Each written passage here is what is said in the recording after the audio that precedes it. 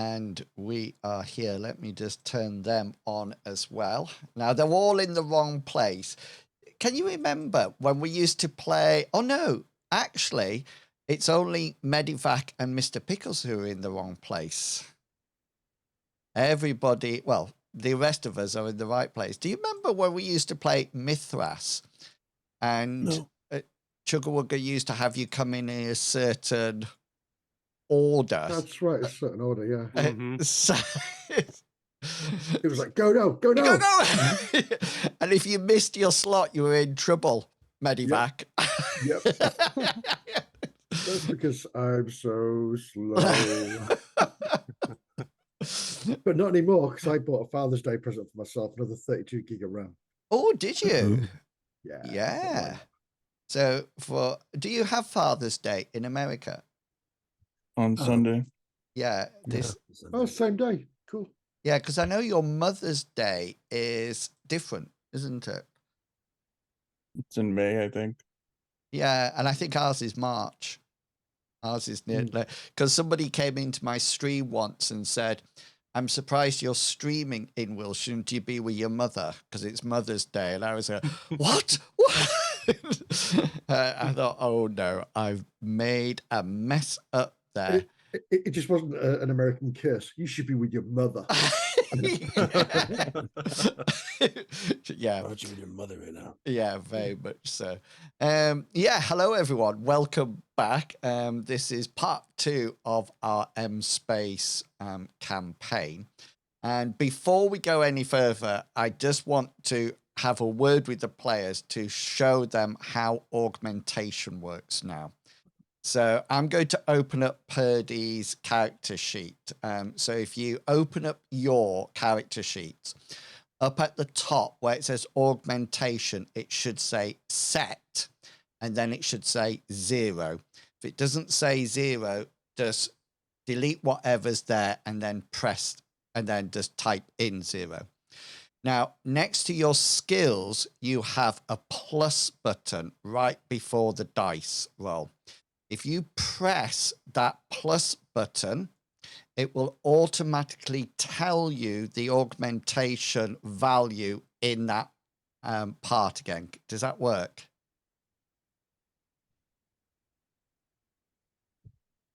Yeah, you push it and the number changes from 0 to... Yeah, and then if you then roll that skill, augmentation will appear at the top of the skills tree. Okay, now if you want to get rid of it, because it'll keep rolling all the time for that skill, if you want to get rid of it, you just type in there, overtype it and put 0 back into it, and then it will disappear off the skill roll again. Actually, if there's a little like circle arrow right next to the the reset. You can reset, and it'll reset it well. back to 0. So that's what that plus button is. So you can either just press it and it will show you your augmentation, or you can use the macro. It's completely up to you. But if you see it coming up on your skill tree, skill rolls, that is why. Okay, then. So welcome everyone. Part 2 of M-Space. M-Space is a D100 role-playing game set in the far future, in galaxies far, far away. It's based on the Mithras rule set, which is what we play Destined with, and Mithras, and any other game that we play uses those rules, and that's how we actually play. So we know the rules as we move from setting to setting. The party have had some interesting situations and clues and happenings in the first part of the adventure. But before I give you a brief synopsis about that, I'm going to allow the players an opportunity to say who they are and who they are playing tonight. And as always, we go over to Mr. Pickles to start us off. I am Mr. Pickles, and tonight, instead of, why am I being Purdy? I'm not Purdy, I'm playing Zach Newman tonight. He's our team's physical character for the most part. He's got a lot of the physical skills, he does a lot of damage, he's our tough guy who's not really built that big. He's got a little bit of size, but I like to imagine that he's got about the intensity and muscles of Mark Wahlberg. Sort of a shorter guy, but still quite tough, very determined. He has the lowest charisma of this group, so usually he's just muttering to himself about things like the law. He has a very jumbled up version of what justice is, and he wants to bring justice to these lawless lands, and so that's why he uses his ability of the law and his shotgun, Nice. which has a very fun name. And with that, I think I may as well pass the baton over to Medivac. Why, thank you, Mr. Pickles. Hi, everybody. I'm Medivac, and I play James Minsk. He is the group's pilot. Some may say captain, my captain. And he has an amazing piloting skill. He can pretty much fly anything with deftness and skill, and hovercrafts are very good too. He likes to carry a little blaster, but under his arm, he also has a flip-out pistol, a palm blaster, which he can just reflex a muscle and it'll shoot into his hand. You also have the gun too, right? You have your palm blaster, but you also have a gun, right? Yeah, I get it. I get a proper gun. Yeah. No. Shots fired. It's great when he wants to greet people. If he doesn't like you, he'll shake you with his left hand. If he likes you, he'll shake you with the right hand. So yes, he's not very good at fighting, but he's very good at conversation, persuasion, and being an all-round handsome Dan, as I like to call him. He's great with the ladies. He also has a contact called Jody Jacks, who rescued us from the first planet we crashed on. And he now has a ship. It's not his. He's borrowing it from Black Star. Your second ship. Our second ship, yes, so it will be mine soon. He also has a hatred of Core. He's not a fan of them because every turn they've tried to stop him from doing what he does, his livelihood, his trade, taking illegal goods around places, which should be allowed. And with that, I shall pass on to Tiggity Ticks. All right. I play IO. She's a hacker by trade, and more so now that I've been able to update her skill sheet.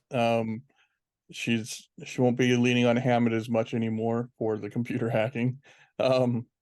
And she's a liaison from the Black Suns, and leaving the planet hopefully soon for her first time. So that'll be interesting. She's got an interesting tattoo as well on her chest. Did we all see that last? It's only... I will have been looking. One on her lower back. The only reason I know is that when you introduce your characters, I blow the token right the way up, so it's covering the screen. I forgot to do it for Newman, but when I saw Io's token up close, I suddenly noticed that there's a little tattoo on her chest. I couldn't remember if it was a necklace or a tattoo, but I think it's a tat. It looks like a tat. Yeah, it is a tattoo. You've got some ink there, Io, I think. Yep. Yeah. Sorry, I interrupted your your intro. It's fine. And then I'll pass over to Captain Kangaroo. Hi everyone, I'm Captain Kangaroo. Sorry I had my voice. Yeah, you're lost poorly it this week. I was poorly last week, but then my voice hasn't recovered yet. Or no, I actually blew it out at a concert. I just screaming with a Taylor Swift concert. That's a lie. I can never afford a Taylor Swift concert. Was it really a concert? Did you go to a concert? I'm making all that up. Yeah, I'm improv. Can you put your hand up or something when you're making things up? I have no idea. Tonight I'm playing Arthur Hammond. He is the engineer, the mechanic of the group. He's there to create devices to kind of assist the group in their endeavors and slightly killing people across the universe and making a name of themselves. Right now that we have someone who's here for computers and whatnot and hacking, maybe he can take less time with that portion and maybe actually focus on making devices and whatnot that hopefully will benefit everybody. But I will limit as much as possible, keep my voice as buttery as possible, and I'll pass the microphone to our GM in Wills. Just a quickie. Do you still have your drones? Yes, he does. I do. Yeah. Awesome. How many holes did they have in each of them? They have one hole, but that's just that's Sorry. Where the oil goes. He did sacrifice a drone once, I do believe. Yeah. Newman, did he save your life? Oh, I definitely saved other lives. Yeah. I saved all their lives. Yeah. In that final fight down in the hallway, you sent the drones going out, and I was charging forward with my shotgun. Yeah. And a shot that could have gotten me pretty badly killed one of your drones. And there was also when the sniper was firing down. That's right outside the house or the the mapping, the land registry thing. And I'm sure, Captain, you then purposefully put your drone in front of them to take the shot. Yeah. And it wasn't because I just happened to, do a bad pilot roll. And I think Newman was so far away you couldn't grab him to move with the bullet. Yeah. I also sacrificed an SUV or a Humvee to kill a giant worm. So Yeah, there was something that was blown up at that point as well. Boy, I just got a flashback of Tremors in my brain. Pretty much what it was. Yes, it was very much like Dune. If you know the film and the book is is it Frank Herbert wrote Dune? Yes. Yeah. So brilliant.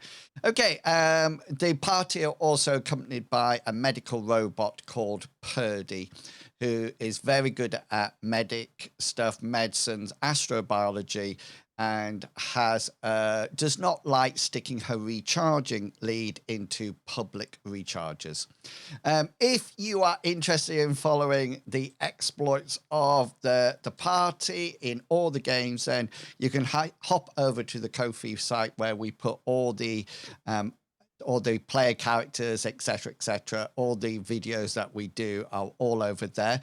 And there you can actually make a donation to us all for as little as £1 British sterling pound, which helps us reach and covers our costs for things like Zoom and Roll20. You can also become a member and you can get the following benefits. You can provide hero roles for your favorite character or player, or for me. You can have a sneaky peek at the character sheets, and you can also gain access to the World Anvil site, which is where we store all the organizational notes or the NPCs. And for significant amount, you can even see my adventure notes, which, believe me, are really interesting. Also, of course, you can subscribe via Twitch or send us bitties our way or donations. But of course, you don't need to support us with money. You can follow the stream, you can hang out in the chat, and you can share the word with people, so people come along and see what a fantastic game Mithras is. And yes, we always value and appreciate all your support, no matter what. Okay, then. So we arrived on a planet called Sothis last week, and there's something very special about the atmosphere. Starter for 10. Who can tell me what is special about the atmosphere on Sothis? There is. Oh, sorry. There is a hand up. Yeah, Medivac. It's very, very, very thin, and you will die very fast. Correct. So just to remind you that if you go outside anywhere, any established building, you need a face mask on.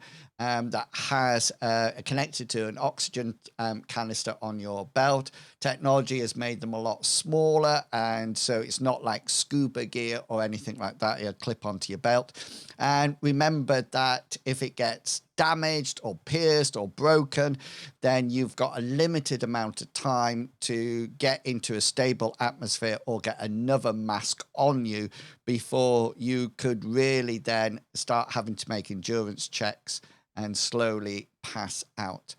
The party was met Io last time, and they decided where they're going to stay for a week when they're on the planet. Minsk, Hammond, and Io, I think, and Purdy are on the ship. And Hammond splashed out for a hotel room, I think it was. Newman. No, Newman. Yeah, Newman. Yeah, and so Newman's living spa package. Perfect spa package. It'd be very nice. Anyway, while they were stood or relaxing in the starport, a woman came in looking very distressed, came over to the party, asked for their help, and handed Minsk, I think it was, a data chip. At that point, she collapsed, and when medics and Purdy started to look at her, they reported that she was literally radioactive. She was giving off radiation. The medics took her away to the local clinic in the starport, and the party had to then decide on various things to do. They decrypted the data chip, and I'll tell you what was on that in a minute. There was also a couple of other things on the chip. What were the other things that were on the chip? Money. Yep, correct. Money for payment. There was a map. Yep, there was a map of an area somewhere. And family snaps. Yes, there were some family snaps, and there was a business card as well. It was for Matthew Broderick. Yeah. Matthew Brock. Brock, yeah. It's Brock. I saw what you put in. The Sausage King. Yeah. And anyway, at the end of the last adventure, the party had managed to decrypt the data chip. And through some unbelievable rolls, because I thought it was going to take ages to actually crack it, they managed to decipher the code. And we decided at the end of last adventure to wait to this adventure to actually, for me to tell them what was in it. Let's say that this happens quite late at night. Okay, so you've all been IO's protected your communication array, and if you saw that what I put in the Discord, that will be at the level of her communication skill. So it makes sense. I mean, if somebody just got it at, say, a 2%, they're going to roll it again and keep trying till it's the best. Okay, so so rather late at night, the data chip is cracked. The data is revealed, and just before you head off to your own locations to sleep, you notice that as soon as it's decrypted, it seems to be a file of some description, and it is absolutely full of data, i.e. numbers in tables. There seems to be graphical representation of things. There's sort of like numbers in an array, so 5 o'clock across, 9 down, a whole load of digits. There seems to be some calculations, some equations in there. There seems to be something that you recognize from your school days. There seems to be depictions of atoms with a nucleus and the electrons flying round, but there's no sort of like written word there. It's just literally a whole load of data. You're not too sure what could happen with this data, whether or not might say you'll need somebody to decipher it, or whether or not you've got the skills to decipher it yourself. But you probably decide at that point, once you've got that information, then you call it a night and head off. I presume Newman's going back to his hotel room. Yeah. And I had wanted to, well, it might be too late actually in the night. I'd wanted to talk to the hotel staff to see if they might know anything about these strange men in black. Oh, right. Well, let's say, therefore, at that point, let's say that you had already gone back to your hotel because Io was busy doing it on the ship, and then they've contacted you from the ship. So, yeah, you get back to the hotel, and yeah, what sort of people do you want to ask? I want to ask like front desk people maybe, but if I can, like if there's a maintenance guy or a janitor cleaning up or something, somebody who's like lower on the power structure of this hotel. I want to have a chat with them. They sometimes see things. Okay, then. And what's the topic of the chat? Give me a rundown. Yeah, the topic would be like, have you seen any weirdly specific guys, and describe the dudes that we had been chasing out. Be like, has anybody like that stayed here? Weird black fans, anything? Okay, then. So these are not criminals that you're talking to. So your streetwise probably doesn't kick in here. So let's roll your influence skill for us. All right, I have a little bit of that, but my social skill is mostly an insight. I stare at people with sunglasses.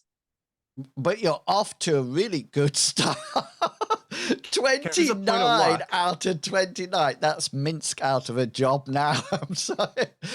It's just like, if I used a point of luck, would I be able to make that a critical influence roll? A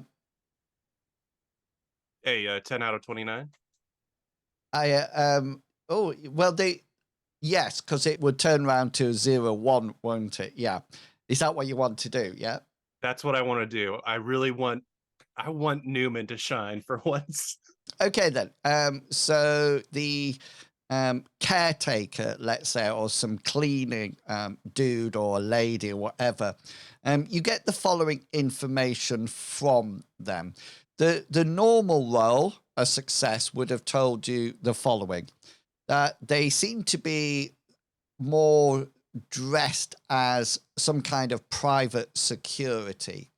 They have seen them around the starport, but mainly almost like checking things out, making sure, not on patrol or anything like that, but look almost like looking as if they're doing a recce of a place and sort of like scoping things out. The caretaker does comment about they seem to be searching for someone or something. They seem to be very meticulous with their searches, very organized, going from one shop, one cafe, one drugstore to the other. The other thing that you get for your critical, so you wouldn't have got this unless you critted, was that they only arrived about 2 or 3 weeks ago. They've never been seen since before that at all.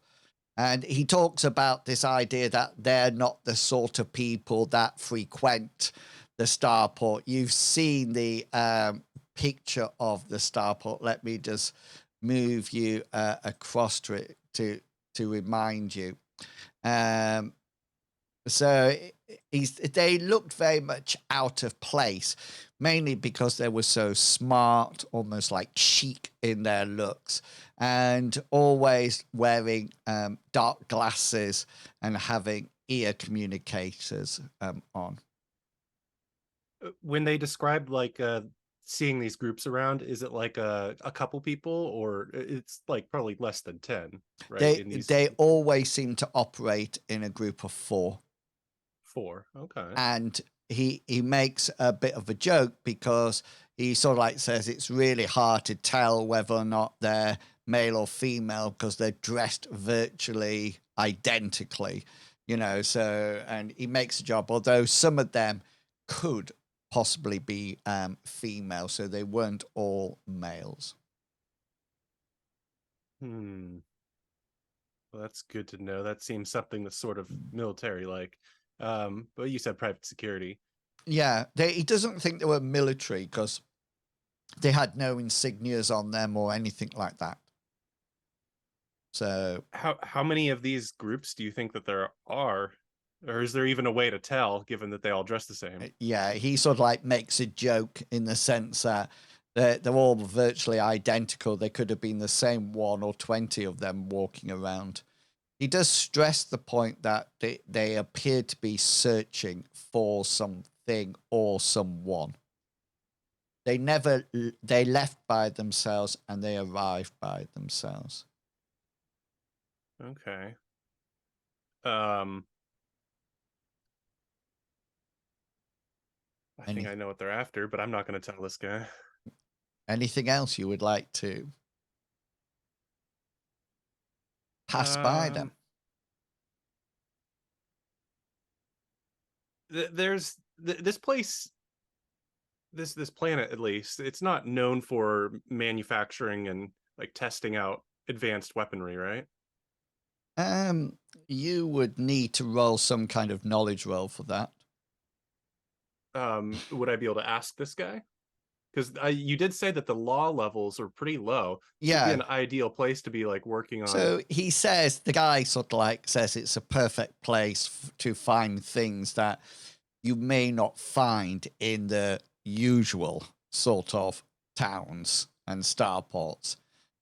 You can probably tell from the picture. I think people commented on it beforehand that there seems to be quite a lot of gear out on sale. There's a hardware store that is computer hardware, drugs plus, etc., etc. So, yeah, it's definitely a place that you could buy or could try to buy illegal gear and things like that. But at the same time, it's not lawless. It's just that it's a low law level, so you can't take in grenades and things like that, or rocket launchers or anything like that. So yeah, there's some limits. Maybe not the best place to start up a manufactory, but that's fine. Yeah, I think that's all the information I need. Okay. And Newman, if it's not too late, Newman would want to call somebody in the group to let them know. If it's too late, though, he'll just tell them in the morning. Yeah, so you can. Well, who would still be up on the ship to retrieve Newman's call? Hammond. Hammond is always up late. I'm gonna call Hammond. He's secret. Yeah. Yeah. So he sounds a bit rough. You're not too sure what he's been doing, but you pass the information over to him. Is there any dialogue that you would like to have with Hammond? Hello, who's this? After I've said everything, that's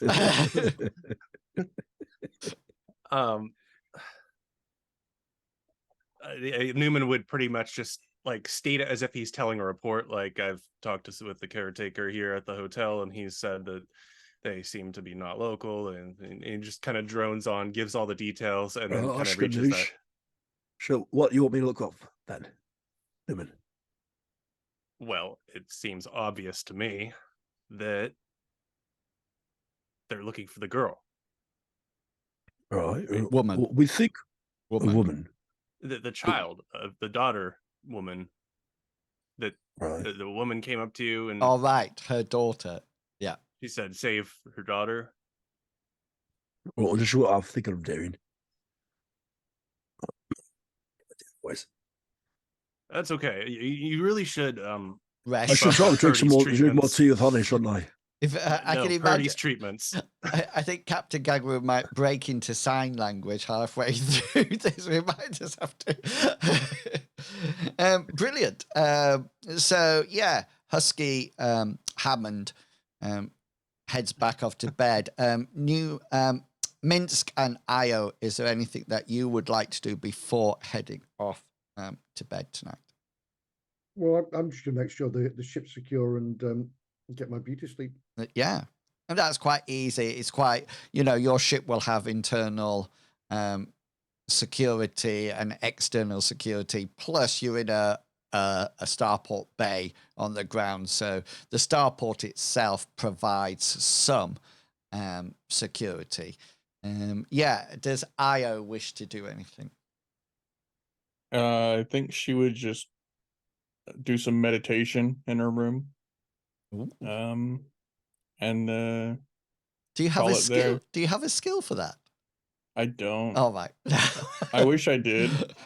Right. Okay, then. So everybody heads off to sleep. And Io, I would like you to roll your computer skill, please. Wait, is there a meditate skill? I didn't even see if there No, was. it would just be like a professional skill, like yoga or something like Oh, that, okay. that you would use. Gotcha. I don't have any. Yeah, I don't have that. You want me to roll computers Yes, please. Yeah. with the augment or without the augment? No, it's just normal. You're not helping Okay. anyone. Oh, augments are for helping, right? Yeah. Okay. Yeah. Okay, then. So the night goes very, very well. Nobody's injured or anything like that. But if anybody was fatigued, then you managed to get your levels of fatigue reduced. So you're all fit and healthy. And I'm going to put something in now, and then Io, it's up to you whether or not you carry it on or leave it.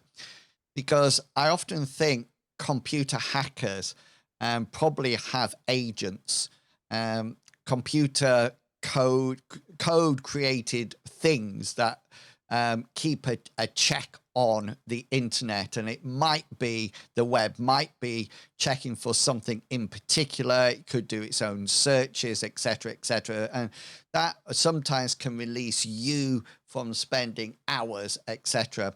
And this is what wakes you up, Io, because you're very, from being part of the Sons of Black Star, you're very much aware that you don't want to be revealed to people. You don't want them seeing who you are. And so you have one of these agents that is constantly searching the web in this place, looking through social media and everything like that. And its main purpose is to see whether or not pictures of you come up. And if it does ever find a picture of you, it reports straight away. That's what it's ordered to do. And that's what the beeping is, Io, that wakes you from your sleep. And as you turn over or start looking at your handheld computer, you can see that your agent has found a picture of you. And interestingly enough, it's not just a picture of you.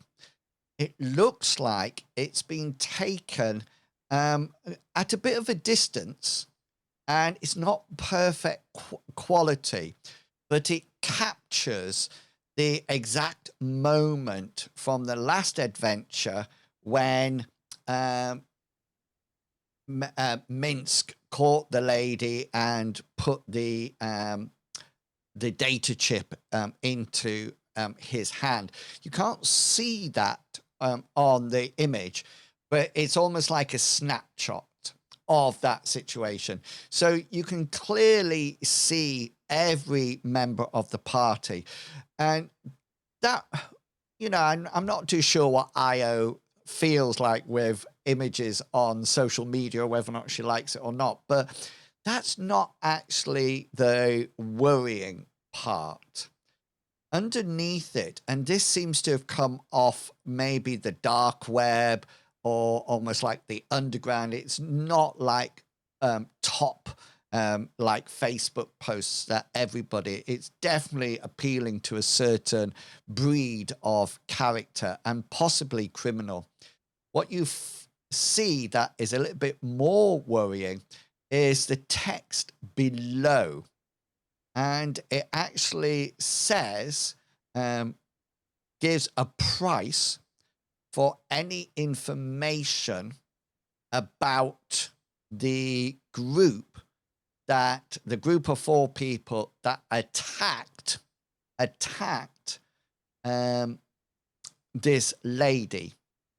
And it seems to be very low quality, very amateur is probably the best word for it.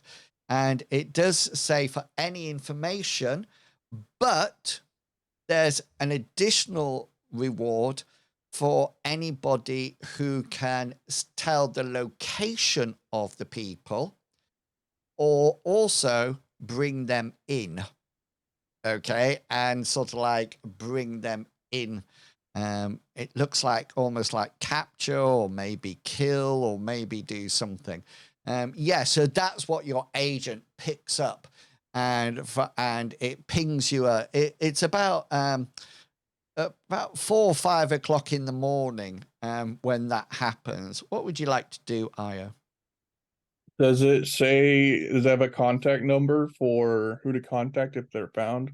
It seems to be on some kind of forum, and what it appears is that you reply to the forum post, and then that gives you allow you to connect or receive coordinates to take your information or the people. You also notice, just as you scroll down, there's various comments under the post, and they range from very bravado statements as in, these are easy, this is an easy job. I wonder why they're offering so much credits for it. And then there's some conversations there that talks about the location being in the starport, and people commenting about this should be a quick set of money. This is something easy to do. Yeah. What would I? Is there any way to delete or scramble the information? Yes. That would take time. So that would be using your hacking pool, your hacking skills. So we would oppose it with the security the security of the system, and then just like when you were decoding it, you would get you would make your way through it every 5-10 minutes or half an hour or hour. I guess the damage has already been done. Once the crew wakes up, she'll talk to the party and see what they want to do. But I think the least that she would want to do is get rid of the picture of her. Okay, so you sort of like start to think about how to actually achieve that. And at that point, Minsk, something wakes you up. And the thing that wakes you up is a proximity alert on your ship. These are turned off during the day because of people coming to the doorway, cargo removal, filling up with fuel, etc. But it's something that you probably click on, definitely out in space, but also when you're, in security mode. It's like I said before, went to bed to put make sure we're secure in the ship. Because exactly. No matter how good spaceport security is, people can be bought. You read my mind, Mr. Bit. So there's definitely a proximity alert going off. Okay. Roll out of bed, bang on my pants, and get my gun. Is that pants as in American pants, or pants as in trousers? Trousers. Okay. Do only Americans have pants? Well, no, for pants for us is like underwear. Oh. So we have underwear and trousers. Mm. So we don't call if you said to someone, "Can I see your pants?" No. you would get slapped. Actually, no, that's what I would say. I would just say, well, I'm American. I didn't know what, but I Yeah, I didn't know that meant anything different. it's a bit like the bum bag, you know. Yeah. It's like if you ask for fish and chips, you get a fish with some crisps. Yes. What's going on there? What do you guys consider long johns? Underwear. Yeah. Oh, like thermal underwear type thing. Yeah. thermal underwear. Okay, that's the same then. That's Yeah. the same. Yeah, but when we say pants, mainly that's underwear, and then we have trousers on top of that. That's why I asked, because I didn't know whether or not Minsk slept commando, or whether or not he's pulling on his pants or his trousers. Yeah. Anyway, you're dressed now. Yeah. Minsk, what would you like to do? I've got my blaster on. I've not got my hand blaster. I just want to go to the monitors and have a look, see where it was tripped. Yeah. So you get to your monitors, and your spaceship obviously has external cameras that are very short range that you can't actually use in space, but this really sort of like allows you to see what's going on. I'm just going to move you to your spaceship, just so you can see. Newman, you're up. Sorry. If I'm going past Purdy, I'll tell so I'll wake up Purdy as well. As I go Okay, past. yeah. So this, I know, Newman, you're in the turret, but you won't be. So everybody is probably in. Where's Hammond? He'll be Over the back. he'll be in the engineer room. There you go. So you notice, Mince, that just here at this airlock. So remember, there's a key up at the top right if you ever need it. So this is the main entrance to your ship. So those red doors are external airlocks, and then you've got some internal ones here. So if you were docking in space, you would connect. That front one would open. They would come into the gap. That would close, depressurize, and the other one would open. So just stood outside your door are 3 what appears to be thugs. They don't look like these other people in suits or anything like that. They look very low key and very well, to put it another way, without being cruel to them, they look quite pathetic. But they seem to be very keen. And as you get to the sensor, they come up. Now, two of them, so there's one in front and then 2 behind. The 2 behind seem to have their hands behind their backs. You can't see from the angle of your camera what is actually they're holding. But the one in front has what appears to be some kind of baseball bat. And they come up to the door. You can see this. And they sort of like look around. They exchange some words to each other. And then the guy takes the baseball bat and goes bang, bang, bang on your door. And Newman, just as the other party hear that bang, bang, bang, you're also woken from sleep with a bang, bang, bang on your hotel door. Newman, what would you like to do? Well, I know that this is sort of a seedy area, so I'll grab my stun baton as I approach the door. Can I just say, I love how the Americans say baton. It's miles better than how we say baton. we would call it a baton, but baton sounds almost like French. Bonjour, je suis un sounds baton. Like it sounds like it should have an E on the end. Yeah, exactly. So yeah, Newman, you hear bang, bang, bang. So you grab your baton, yeah. And then I'll go over to the door and peer out the the eye hole if there is one? Yeah, there is just the same in all hotel doors. And you notice that stood outside your door are two thug-like characters. They seem to be looking around.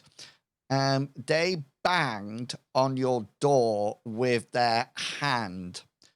But you do notice that one of them has got their hands behind their back,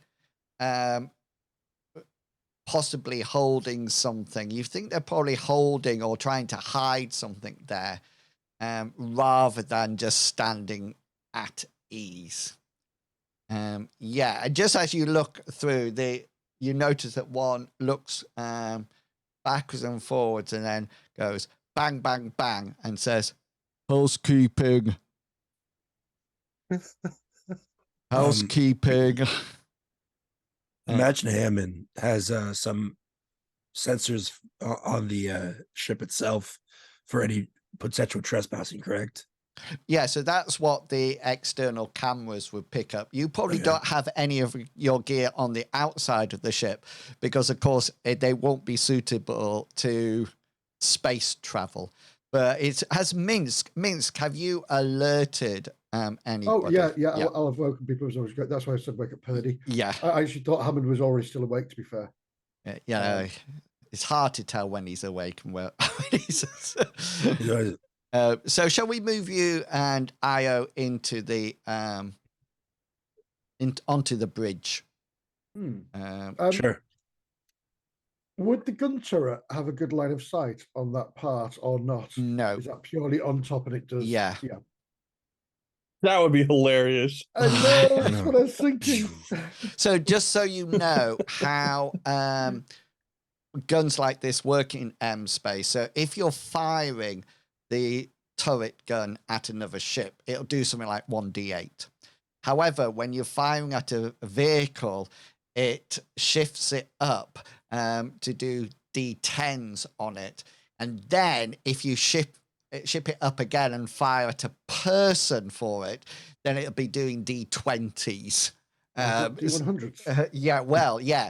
I mean, it's going to vaporize them, no matter what. The intention wasn't to shoot at them, it was just to like have Hammond train the turret on them, which would be really funny. It'd be funny whether or not Hammond, do you have a gunnery skill? You guys would need to be rolling with no turret guy. Oh, good, you're the turret guy. Yeah, and also didn't tell anybody, but I kind of cut a few wires to make the turret more accessible for me. So it's great at quick firing, but if you don't know what you're doing, it's really easy to slip and just how convenient. Electrocute yourself in the process. I took off the safety basically. Oh, he created some job security is what he did. Yeah. Because his skill's so low and you might want to get another pilot. He hotwired another gunnery. You guys locked me out of the gun, so I had to hotwire it. Is there any other exit out of can we go below the ship? No, well the other exit you can see is there. And that is the cargo bay exit that is further down the ship. And that's what I think if you go right the way down to the bottom of the map, you can see the cargo bay there. And then these red doors lead outwards. Yeah. Well, I'm all for letting them in there and then maybe closing that door and then sucking the oxygen out. I feel like they're used to that. And if they're out there, they'd already be having the masks, probably. Yeah. Is the spaceport? It's outside, no, is it within an airlock area? It's a typical Thunderbirds, if you remember Thunderbirds. So it opens, the pad opens, and you go in, and then it closes to ensure, and then people can work on the ship or refuel it.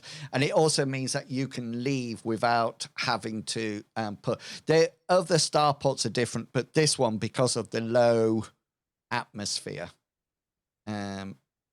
it's like that. And just to let you know, while you're discussing these actions, the guy looks left and right, and then he literally looks around, swings back with this baseball bat, and just whacks it into where the external lock would be, because obviously there's an external lock for you to get in, and whacks it as hard as he possibly Do you know what? We're paying for this service. We're paying for this airport, for this sorry, dock. yeah. I'm just going to patch through to security.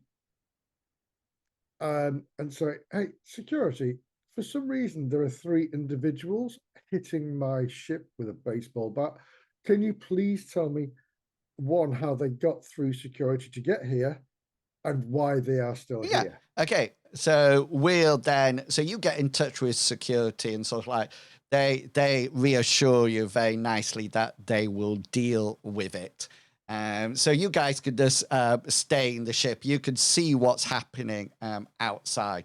Let's go back to you, Newman, because you don't. Well, the hotel probably doesn't have security in it, but yeah, what would you like to do? Newman, as an ex-law enforcer, might have some experience here. Would I be able to use my insight or my streetwise to try and determine whether or not they're packing guns? Like, the guy had his hands behind his back. Is the way he's holding himself, like, does he have a shotgun maybe? Okay, so roll your streetwise. Let's go for that. Okay. Pow. Yeah, you don't think that. If anything, you think that they might have baseball bats or clubs or some kind of blade weapon. You can't see any holsters on them or anything like that, and their arms in such a position that you don't think that they're holding a shotgun or any kind of really heavy armament there. Okay. At this point, they are, because they've said housekeeping, they're now almost like rattling the keypad entry point and trying to. It looks like they're either trying to force it open or destroy it, one or the other. Okay, I'm assuming I'm not on the ground floor. Correct. Okay, I want to grab my shotgun then and try and put on as much of my clothing as I can before moving towards the door. My goal is for once they break open this door, just have my shotgun pointed right at them. Nice. Yeah. Okay then. So you managed to pull on like your armor vest or something, and you managed to load up the shotgun, make sure there's a cartridge in the chamber ready to go. And they take, honestly, Newman, they take a huge amount of time to do.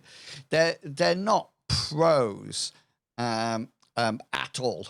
And eventually you hear that there's a slight click, and the lead person slowly pushes open the door. They're not slowly pushing it open because they know you are there.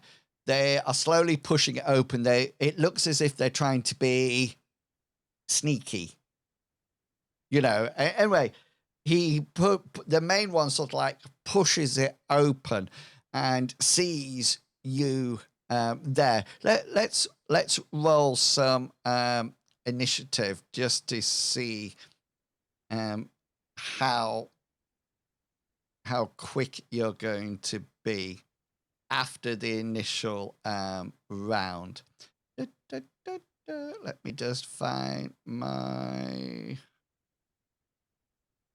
oh,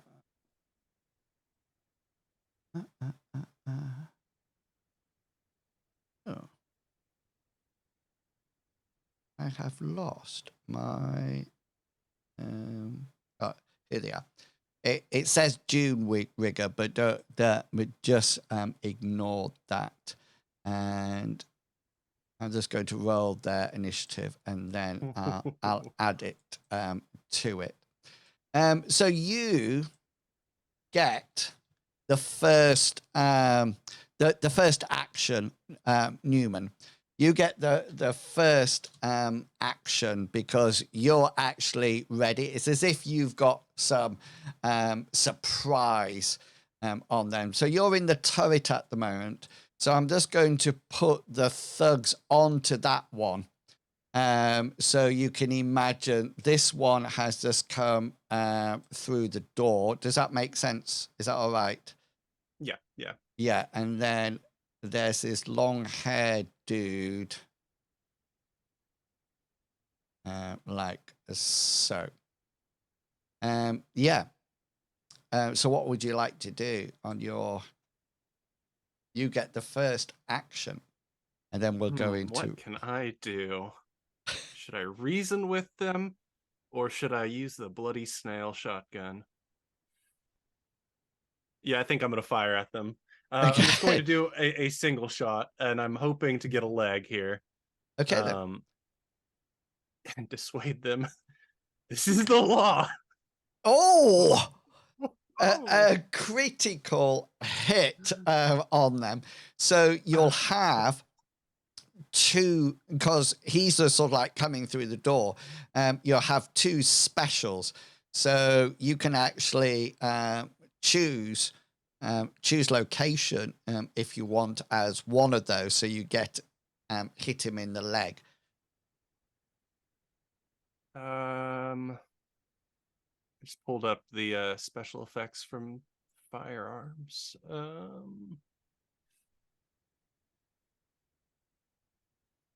I don't think over penetration would apply here because they're not lined up. You could do maximize damage if you wish.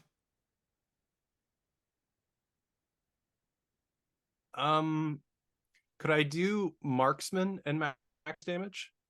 Or wait, is it? I don't get two with this. I only get one, correct? No, you get two. Oh yeah, that's right. Because they failed. So marksman, doesn't that move one location either way? Yeah, it's the non-critical version of choose location. Yeah. But there is a choose location as well. Yeah, that is a critical, but I think I want what did I say? I wanted my marksman and it's a tough one. Drop foe would be nice. Okay, yeah. Yeah, let's do marksman and drop foe. Okay then. So let's roll your D120 for a hit location. Right in the 17. Right in this 17. Isn't that his head? Left arm. Left arm. Left arm, thank you. So left arm, so you can move it to your chest. Yeah, so I think I'm gonna go for I think we go for the left arm here. Okay then. So you go to... it's the less lethal shot. Okay then. So left arm, and yeah. Do you want to roll some damage for me? Just a casual 9. Just a casual 9, which is your arm's off, man. Yeah. Right. This was the left arm, wasn't it? Correct. So he has no armor on. So that will take him down. He had 4 points in there.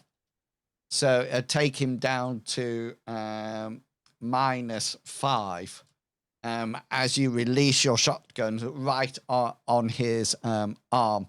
And that makes him almost like howl very loud. He needs to make his endurance check now. And he makes it. He makes it so he's sort of like half his arm is blasted off from this shotgun. He doesn't seem to go unconscious. He does drop to the floor and starts to almost like try to claw his way back. And then we go into rounds. So at this point, the thugs go first. And the first thing that you notice is the thugs out in the corridor after seeing this guy get his arm virtually shattered or blown to smithereens. And there's a bit of a blood splatter across the hotel door or the wall next to it. They're turning and running. Okay. And the guy on the floor, he tries to get up. But the pain in this arm, I mean, it's probably shattered his arm. It's going to either be a cybernetic implant or complete amputation. And he sort of like starts to back away. You notice that he's dropped his baseball bat that he had and slowly is trying to back away as quickly as he can. And those are their actions. So we come back to you now, Newman, on 15. Newman, what you need to say is you don't bring a club to a gunfight. What's that? Is that from a film?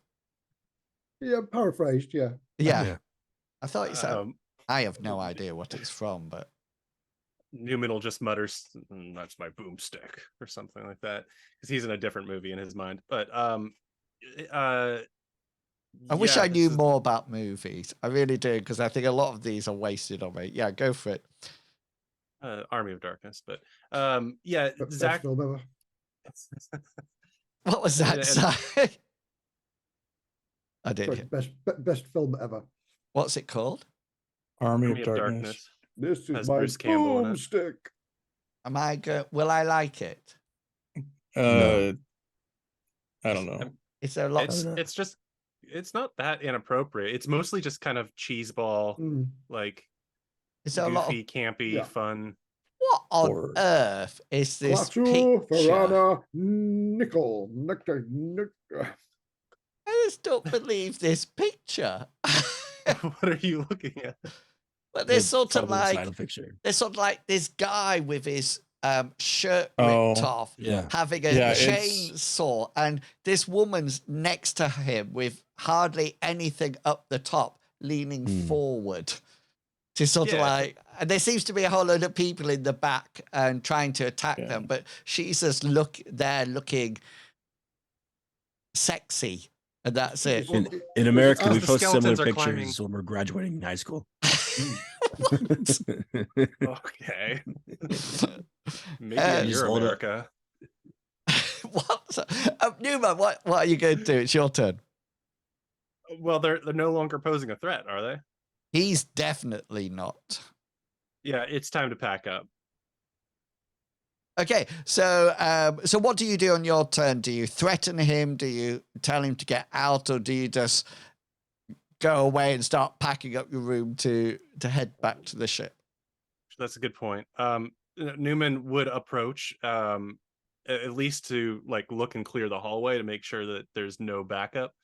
And then he'd look down at this guy who's hopefully still conscious, and Newman will say, "Who sent you?"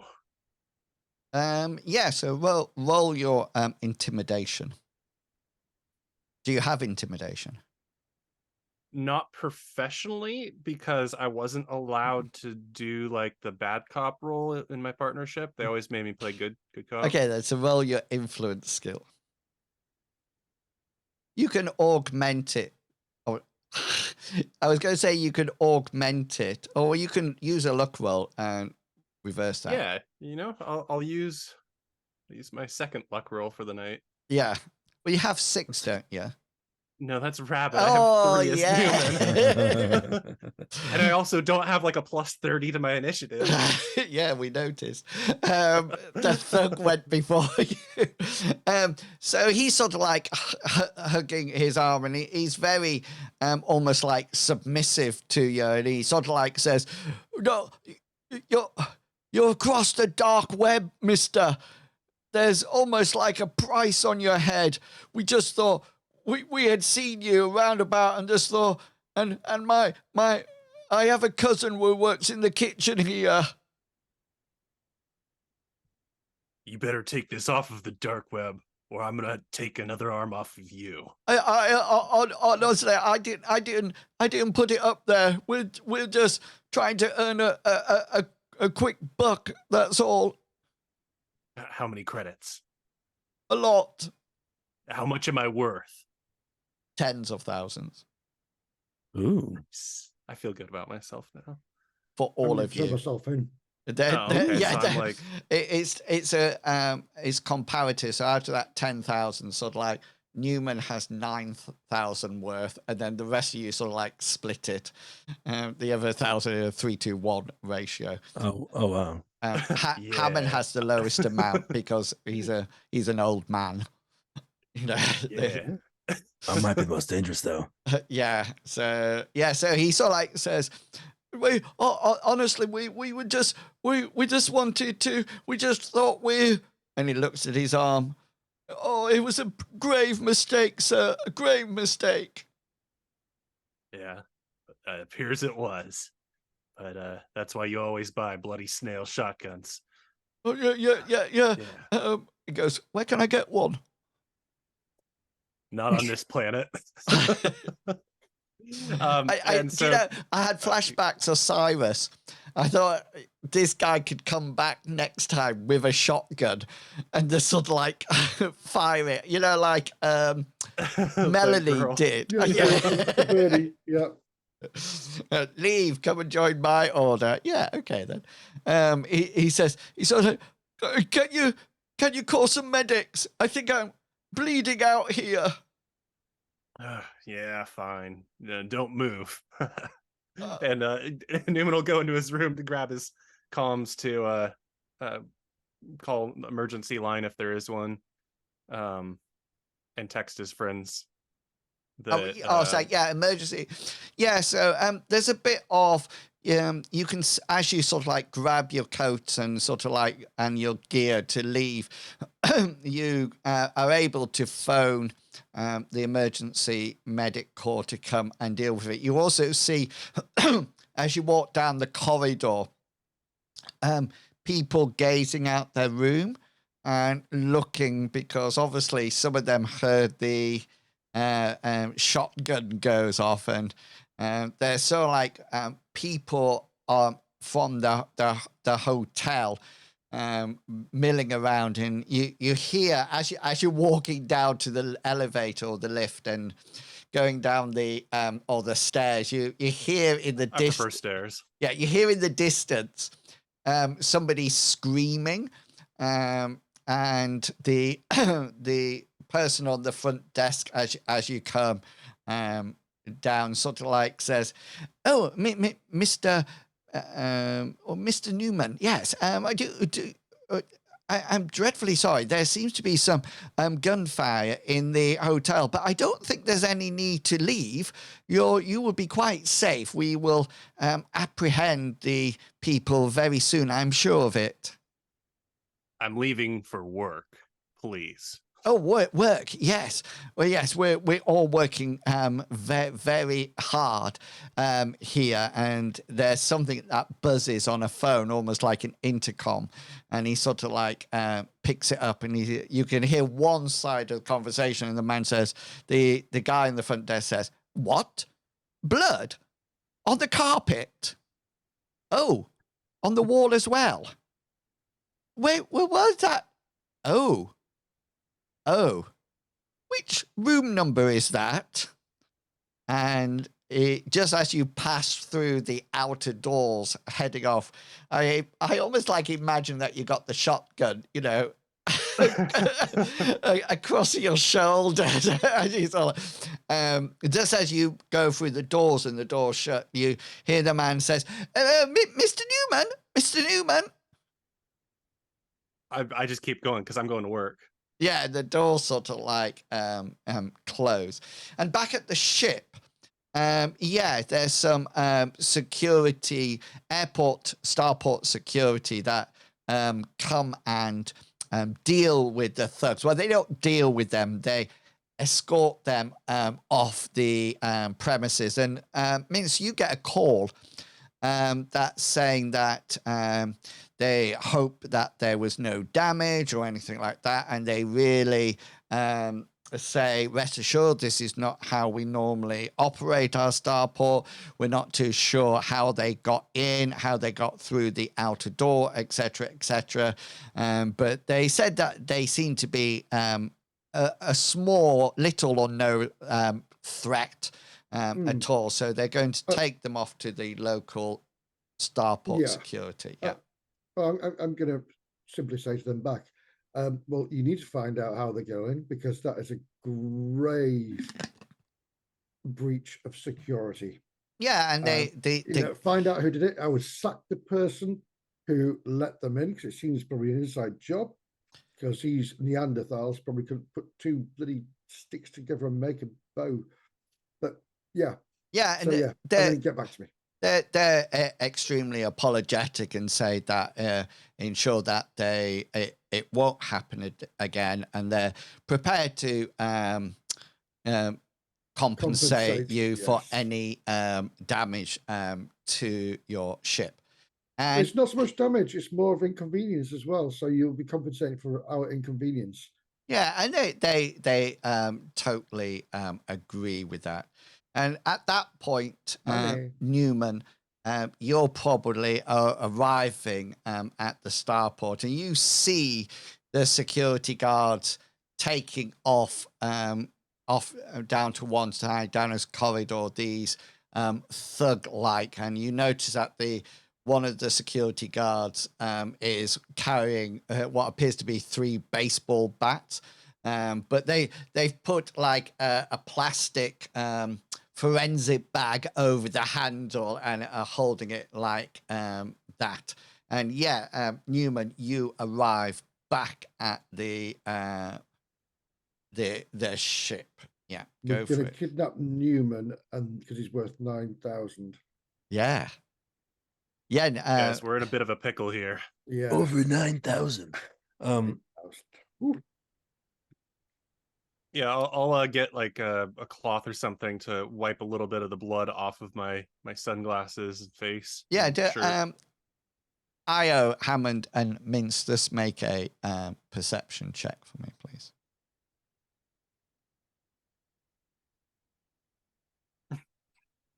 Let's have a look. Everybody but Io is like, he's always covered in blood. Whatever. Everybody don't even notice it. Normal. Sorry, Hammond turns his head to look and falls over a chair and just fumbles down onto oh my hip. Don't forget to I've fallen down and I can't get up again. Don't forget to put a tick next to your box for your perception.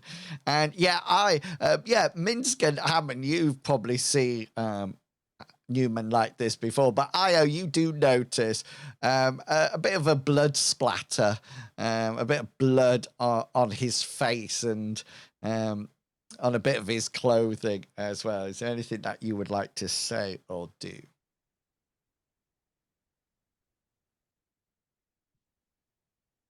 Oh, me? Sorry, I got distracted by the fumble. Yes. I was looking at my character sheet and I saw there was like fumble.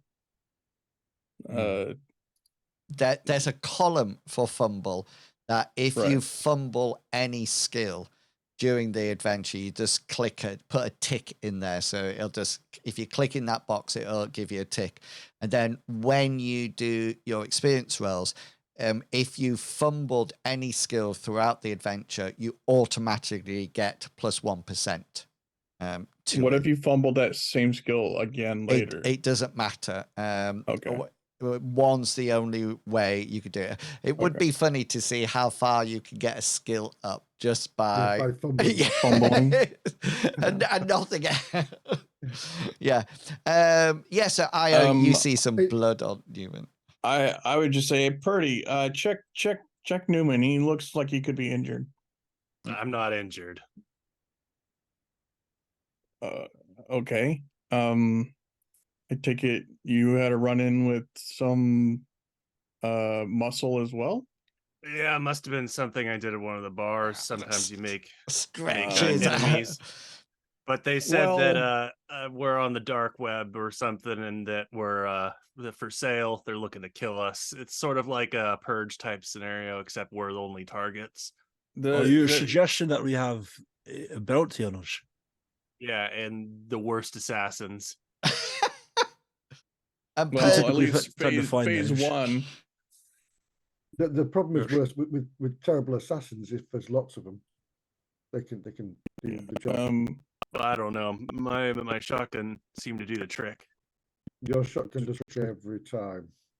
And Purdy comes over with a handkerchief, Newman, and says, "Can you just spit on the handkerchief, please?" And then she's going to use it to. Did your mom never do that to you when you were little? Spit on the So bad. handkerchief, And then rub it on your face. Yeah. So if you had Get the chocolate from your mouth. yeah, Mom would say, "Spit on that." You would spit on it, and then she would use it to rub the chocolate off. I It must- prefer if you use water, Purdy. I know. Do you know? It must have been is that an English thing then? It's an English thing, definitely. And I don't know Oh. why. It's, No, it's probably for the Black Plague. Yeah. You Yeah. guys did spit and wipe a lot. That's Yeah. right. So Yeah. so she sort of like Purdy sort of like backs away from you, Newman, and says, "I'm very sorry, Zach." I think that this is going to make finding that daughter of the lady a lot more difficult. We need to find the daughter. All Isn't right. that what the lady said? We have to save her daughter. I assumed that these men had her daughter. Well, they're not from here. That's what I learned last night. So, because they're not locals and they're searching around, they're probably some private security group, maybe a mercenary group, but likely not military. All right, sure. Let's start from here. Now that we're already up, might as well continue our investigation. First, Io, can you search the dark web, see if we have any if there's any similarities to our bounty and the possibility that they're connected to the people we're trying to find, and at the same time maybe look up the business card that we found. Maybe that might lead to another few clues. I'm going to develop some things in my office. He's going for a sleep. But from there, I'll get back to you once I find what I'm looking for. Could IO, again, I'm not sure how your hacking skills are, but is it possible for you to backtrace the person who put the message on there?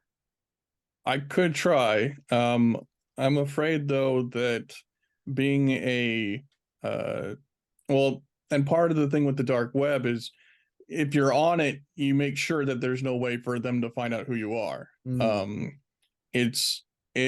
I could try. I'm not sure how formidable their security system would be for it or their encryptions for it. I did get a notice that my face was plastered on to the dark web, and however, by that point the damage had already been done. And so I didn't, when thugs showed up, I figured you guys would put 2 and 2 together and wouldn't need me to explain that somebody put our face up there and wants us either captured or dead. So it's just yeah, go for it. So do I know, Inwells, if I can backtrack? Yeah, so any activity like that will be a conflict pool. So the pool would be your intelligence, and you would use your computer skill. And then depending how well it's been organized and checked out or hidden, Right. they will have their own percentage, which would be their security system plus a pool. And so we'll think about a time frame like 20 minutes. So every 20 minutes we would make a roll. And then once you would reduce my pool and I would reduce your pool. And if you reduce my pool before I did yours, then you would have found it. If if you don't, then you won't have found it. And then you have to wait a certain period of time before trying it again. Alternatively, another suggestion is we could have you take a photo of us all in handcuffs and say you found us, and where do we meet to have a handover of cash, and set a trap. That's if you can't do this one, that's another way to do it. I thought. Any thoughts on that? No, don't handcuff me. Considering how well Hammond runs dressed to they the were. front, thrusting his hands out. Handcuff me, handcuff me. I believe that may have worked on the thugs that were outside, but I'm not sure that will work on a private security firm. True. However, I thought for a split second of something that was also somewhat dangerous. We could put, I have a feeling that they want the data chip that we have on us. We could put the chemical compound pictures on the dark web and say, anybody know what this is, and put the stuff they don't want out there. That's a good idea too. Saturation make us not valuable because everybody knows. Yeah, that was my other dangerous idea. Of course, they could try to hack us as well. As long as your firewall and your protections are all up, then maybe. Yeah. We already have targets apparently on us as well. There was comments about how easy of a job it was and where we were located at the starport and the hotel, so they know where we are. At least for the time being, unless we decide to park elsewhere. The problem there is once we register with another port or with another dock, they'd know we're there as well. If we conclude our business within the starport, we could possibly be outside, right? Maybe. And then they wouldn't be able to find out where we were unless one of the thugs put a tracker somewhere on the ship. But I don't think they got that close. He just banged his baseball bat against the panel. Actually, you might want to check that panel to make sure there aren't any, issues with the airlock and whatnot. Yeah, I'll take a gander at it. Well, to be fair, Newman just came in, so it's working. It's working, but whether or not anything's been attached. Can it be closed now? Yeah. So Hammond, if I'll go take a look at it. Yeah. Yeah. So roll your electronics skill. Let's see if I can do anything. Is it? Yeah. 68 out of 68. Boom. That is the best result ever. Yeah. There seems to be nothing wrong with the electronics or anything like that. It doesn't look like it's been tampered. There's also no additional trackers or anything like that actually on the outside of the door. Right. Did somebody? I do have an idea. Go for it. Go ahead. No, you go finish your thing. I have an idea. Did somebody mention about finding out who this Matthew Brock was? Yeah, I suggested in the investigation to see, who belongs, if there's a connection or whatnot. Also to see what we know from Matthew Brock. Okay, then. So it's nearly break time. So do you want to do that? So I give you the information, and then you've got that for when you're thinking over the break. So you can either use a research skill for it, or you can use a computer skill. Or you can augment each other's. I don't have research, but okay, we can do my computer, sure. Okay, then. You computers, could I augment his computers with my research skill? Yeah, absolutely. I'll do that.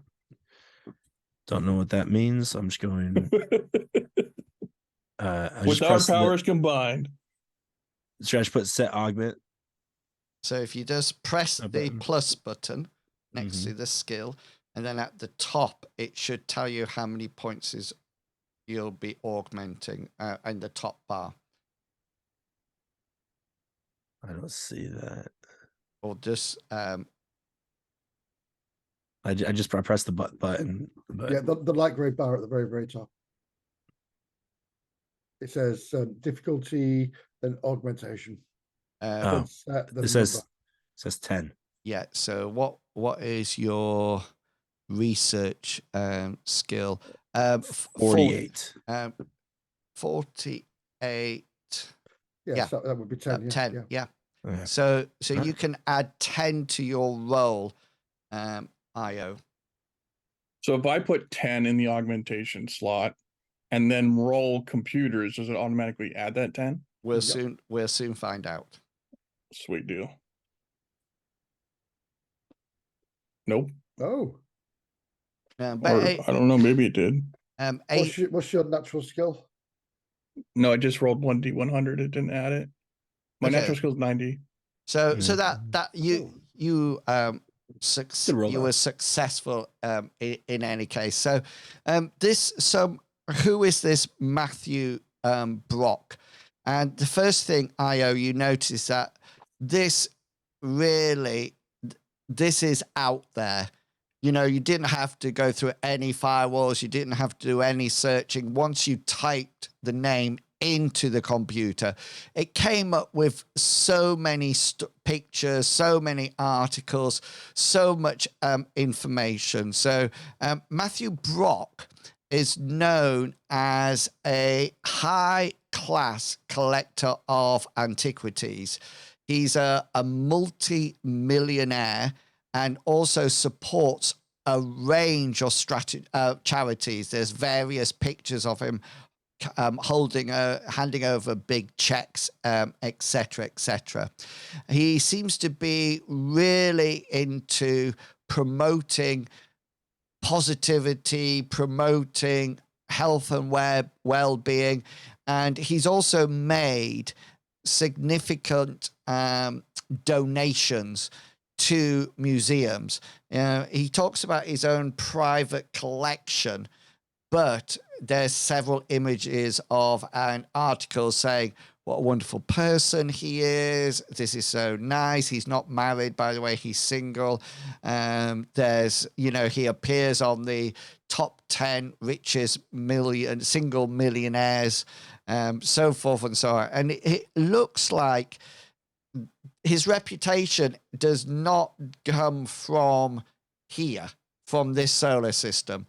It's almost like well known across several systems. He's definitely somebody who's up there and known really well. Okay, so we'll leave it there. And we'll take our break. So we'll be back at 1:45. So please make sure that you go away, stretch your legs, get coffee or alcohol or whiskey or brandy and some snacks. And we'll come back here about 1:45. Okay, until then, we are leaving. Let me turn them off first and then do. He thinks he's awesome. Surviving Scotsman said in the chat, once I'd finished the description, he said, classic villain description. Look at my mini cats. Be nice. Almost like a Bond villain. Yes.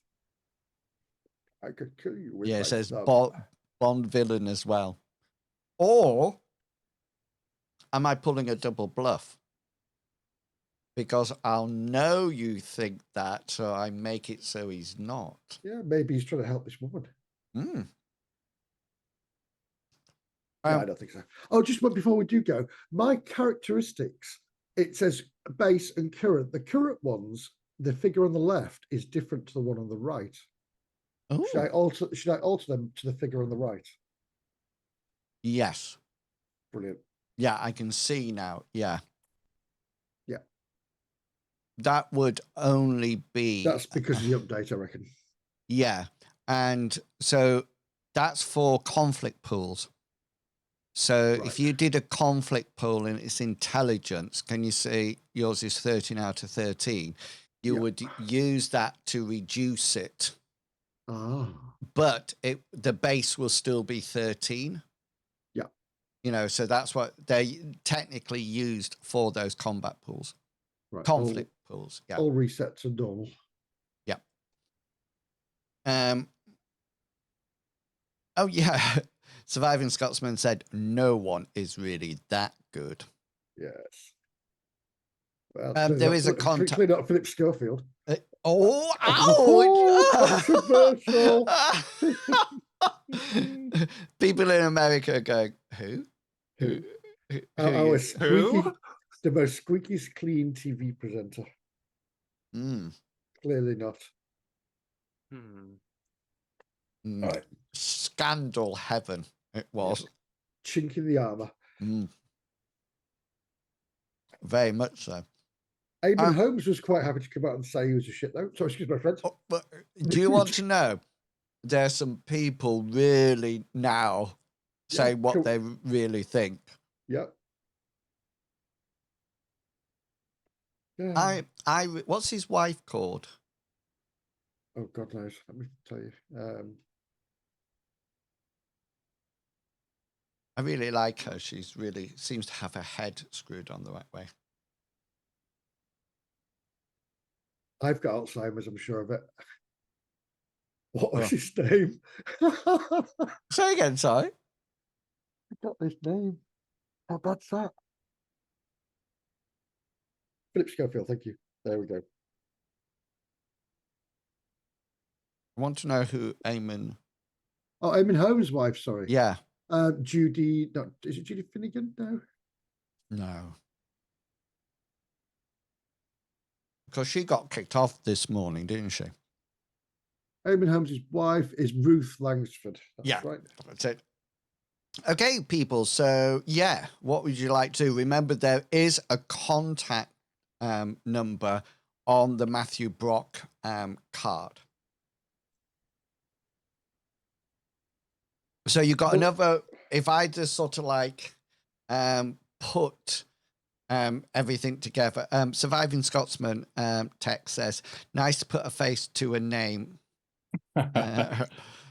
So with these are the current sort of like avenues that you can go down. So you've found out who Matthew Brock is, and you have a contact number on the card, on the business card.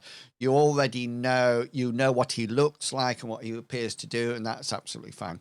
You've got this huge amount of data that I think Minsk talked about earlier on, trying to get somebody to decipher it. Was that? No, it was Io was saying about just shotting the whole thing onto the dark web. Yeah. Which could be disastrous if that's like plans for an experimental new weapon. Like if what we're dealing with is some sort of radioactivity rifle. Yeah, or a whole new element that's been discovered. Oh, well, that's why I was this gonna. could be very bad. It was just going to be the element. It wasn't going to be everything. It wasn't going to be the graphs or okay. the data. Yeah. It was just going to be the element. And like, does anybody know what this is? And putting like a piece, not the whole thing, but a piece out there. And then I thought on break, I thought instead of uploading it from the ship, probably we would be better to upload it on a public platform like an internet cafe in space. Yeah. And making copies of it, of course, and distributing copies all over the place. So, I was wondering before Io would she be able to change or either delete or change the thing held against us, the bounty? Yeah. Could she maybe change our information or something so people can go somewhere else? Yeah, I'm worried that the damage is already done, but we can certainly. So my thoughts were, I want to delete the picture. I don't like pictures of me being put on anywhere. Hammond's Which the is same. it's going to be kind of hard when you have someone like Minsk that wants to make themselves so famous. It's going to be hard. I'm going to have to wear a mask everywhere. I had to look across at the cameras then to see what Minx was doing. Yeah, he knows me already. So, Oh, the that other might thing, be a good idea to invest into a mask. the other thing that you have is that you have a location to a site on the planet, if you remember. That's right. As Yes. well. Just to let you know, your face masks come with the ship. There's also full vacuum space suits on, for zero vacuum or zero I meant gravity. like a cool looking mask, not like a. No, they're like those awful goggles that you had to wear when you were a teenager and had to do science experiments, if anybody remembers those. Yep. The And then you took rubbery them. plastic looking thing. Yeah, then you took them off and you just had red lines where it was. So you got quite a lot of leads to follow up at the moment. Yeah. I think it's a bit late to delete the photo because purely as soon as that went up, people would just download it to the comms. I would have thought just to track it. Yeah, I can see about, like Have you seen possibly these people? messing with the original, that way if they were to like try to pull it up on the web and they didn't actually download the actual picture, then it would be corrupt and they wouldn't be able to actually pull it up again. Oh, give us all little doggy faces. But I don't like it being up there, period. So that's one thing I wanted to do, but I also was thinking about trying to, like Hammond said, trace back to who put it up there or blocking them from doing it again. If they're smart, they would have used a public way of doing it and not had it from their own computers, but maybe they think that nobody's good enough to hack their systems. Maybe I'm good enough. I can try. Exactly.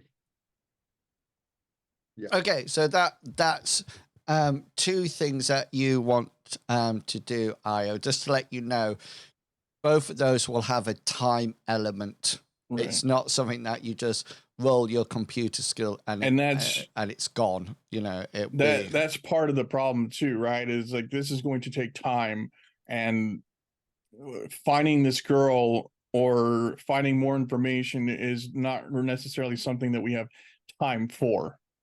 So possibly in the process of going to this map location or something like that, or following up with this Matthew guy, we can be doing other things in the process.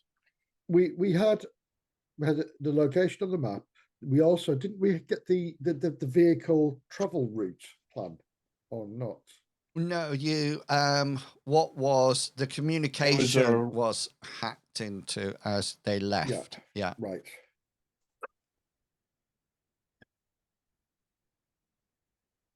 All right. So at the same time, I look at my character sheet. I don't see anything in my character sheet in regards to my drones. Does anyone remember what drones I have? Yes, you have two. You have a surveillance drone, and you have a gunnery, a security drone. It is that is used to patrol areas, and then you've used this before, but security drones patrol a set area and are then designated as with an action to a situation. So, for example, when you were in the trailer on Arid, you said if anybody other than you lot come here, warn us, or open fire or something like that. So yeah, you have two. The surveillance drone is purely that. It will hover and sends back either a direct feed or store the information and send it back. Both of them have like autopilot built into them, so they have a pilot skill. And the other thing that you can control them directly. Okay. I'll make sure they're with us, but I feel like now that we have an address, we have somewhere to go, at least. Quick thought.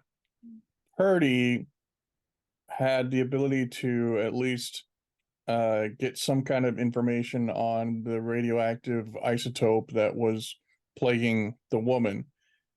Will she be able to, will Purdy be able to look at the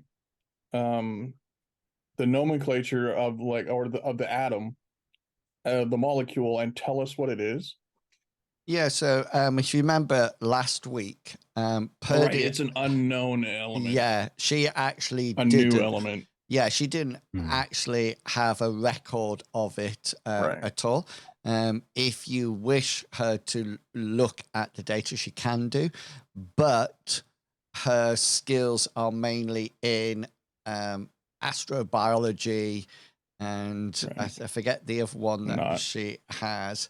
Astrophysics. Not atomic physics. Yeah, well, Huh? she has astrophysics, and she Oh. has astrobiology and medicine. I think she also have politics, because I think that was a skill that people gave her for her to be invested in.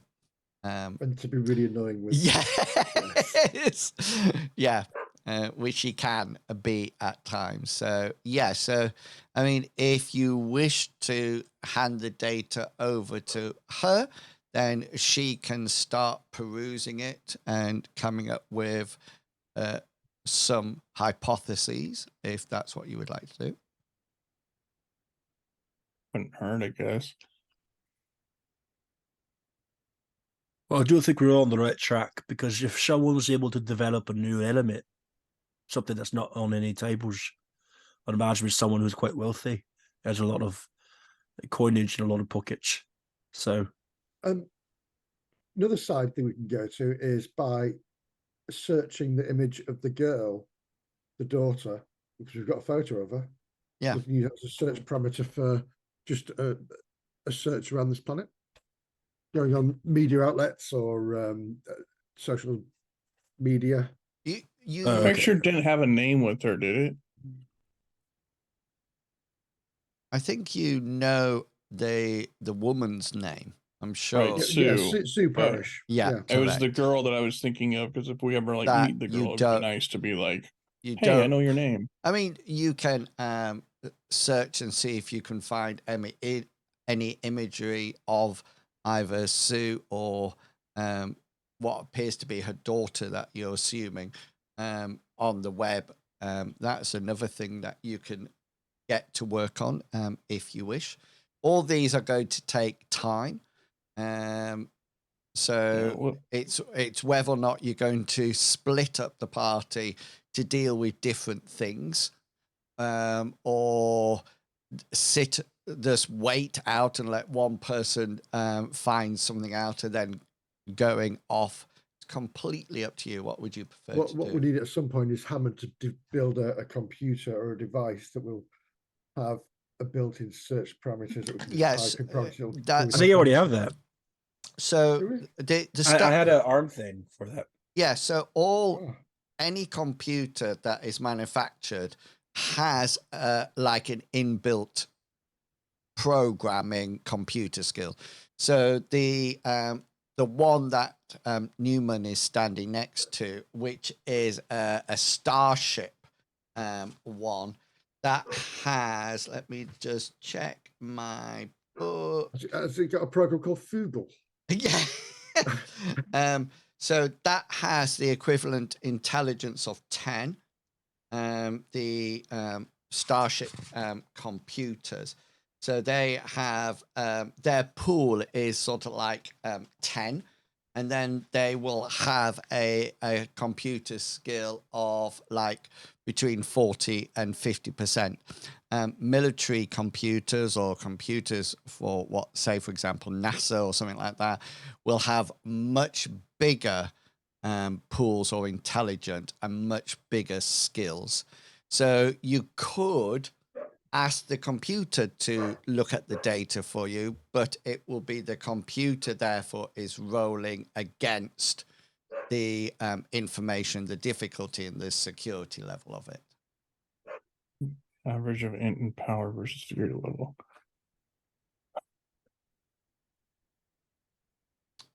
So, Well, where would you like to go next? Do you wish to split party up? Do you want to assign individual tasks for each person? What's going to be the way forward? Don't think we should separate after what happened last night. that's fair. Yeah, Newman. Okay. Violence is not the only okay. answer. Well, I do think that if we go anywhere, I should be going with you. Yes. I guess I'll hold off on uploading anything, and I'll just work on decrypting from my handheld to wherever who's ever sending this information out, and trying to get a ping or an identification on who they are, even if it's just their cover name. I'll settle for that as well. What I wouldn't mind knowing is where Matthew Brock is right now, and maybe going over and just having a quick look at where he is and seeing what kind of people are around him. Because if we see groups of 4 men in black, then we know he's a bad guy. Wait, is he a local to this planet? No, he said he's from another system. Yeah, he's doing something over here, isn't he? Yeah. He's doing charity work over here Yeah. for women, single women and their daughters.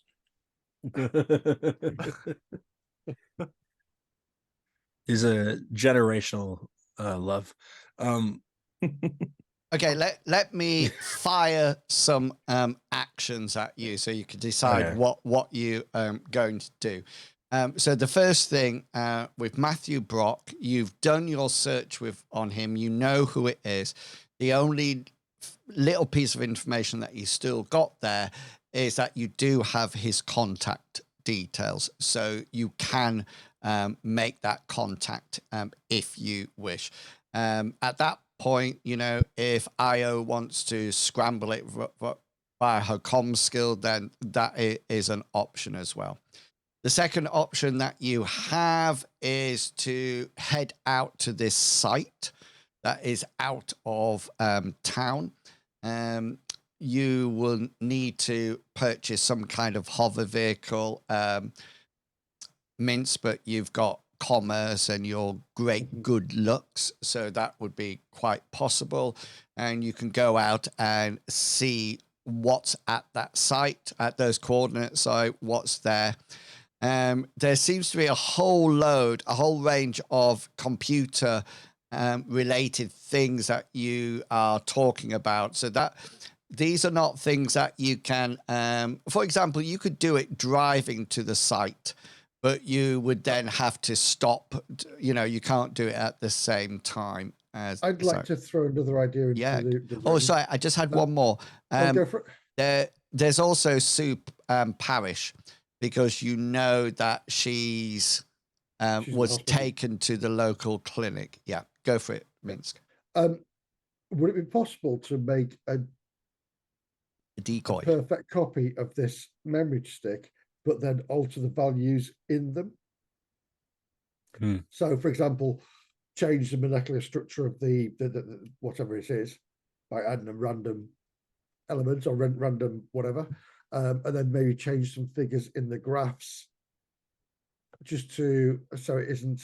Yeah, so that's not hard to change. So you just make a copy of it. Does anybody have any knowledge skills relating to science or chemistry or anything like that?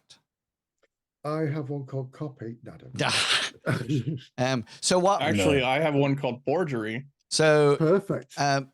So what? But the issue here is that because you don't understand or have the knowledge about atoms, you could add an electron somewhere, but you don't know whether or not that atom will actually make something exist, or whether or not it'd be completely wrong. Same with graphs. You can quite happily put change the data as much as you want, but without that knowledge behind you, you're not going to know what you are changing, but it will look different. And you can, yes, Mince, you can copy the whole data chip if you wish. Yeah. Well, I'd like to do that before we go anywhere. The original inside Purdy. Yeah, that's absolutely fine. Where inside it? I'm not going to tell you. Oh no. She points to her ear. Thank God. Frisky. So Purdy has the original now. Yeah. Okay. And where's the copy? I'll have the copy. So Minsk has got the copy of it. Okay, then. So where are we going? Outside, or are we going contacting the Matthew Brock? Obviously, the data looks like that side of it you're putting to one side for the moment, and seeing what else you can find out. I mean, we could probably do the data on nighttime when we get back to base, and set something up going overnight. You can play poker and I'll do the computer. Yeah. Yeah, pretty much. Yeah. Yeah. We could trick you a couple of hands. So yeah, that, and then perhaps maybe if we all go to this location, gets us out of town for a bit. Yeah. Unless anybody has any other ideas. Well, no, I'll if we leave, I'm gonna set my security drone to monitor the ship and hopefully protect the ship and our belongings. If we're going to if you're going to go purchase things in town or whatnot, I'll come with you, because I'd also like to purchase some things to start jerry-rigging my own devices. But from there, if we ever do go to Matthew Brock's place, I'd probably like to do a little bit of recon first. Exactly, beforehand. I mean, he must be an easy person to find. Yeah, I imagine not only that, but like I just want to, like, I'll set a parameter, Yeah. blocks away. We could find out if he's going to any charity events, and we could see exactly what his security is when he goes to those. Yeah. So Okay, then. So it looks like Minsk and Hammond are off shopping. You launch your security drone. What information are you? What is the parameters for it to do, Hammond? Pretty much, if anyone tries to attack the ship or sneak into the ship that isn't the four of us, one, warn me through telecommunication, but also attack. Okay, then. Yeah.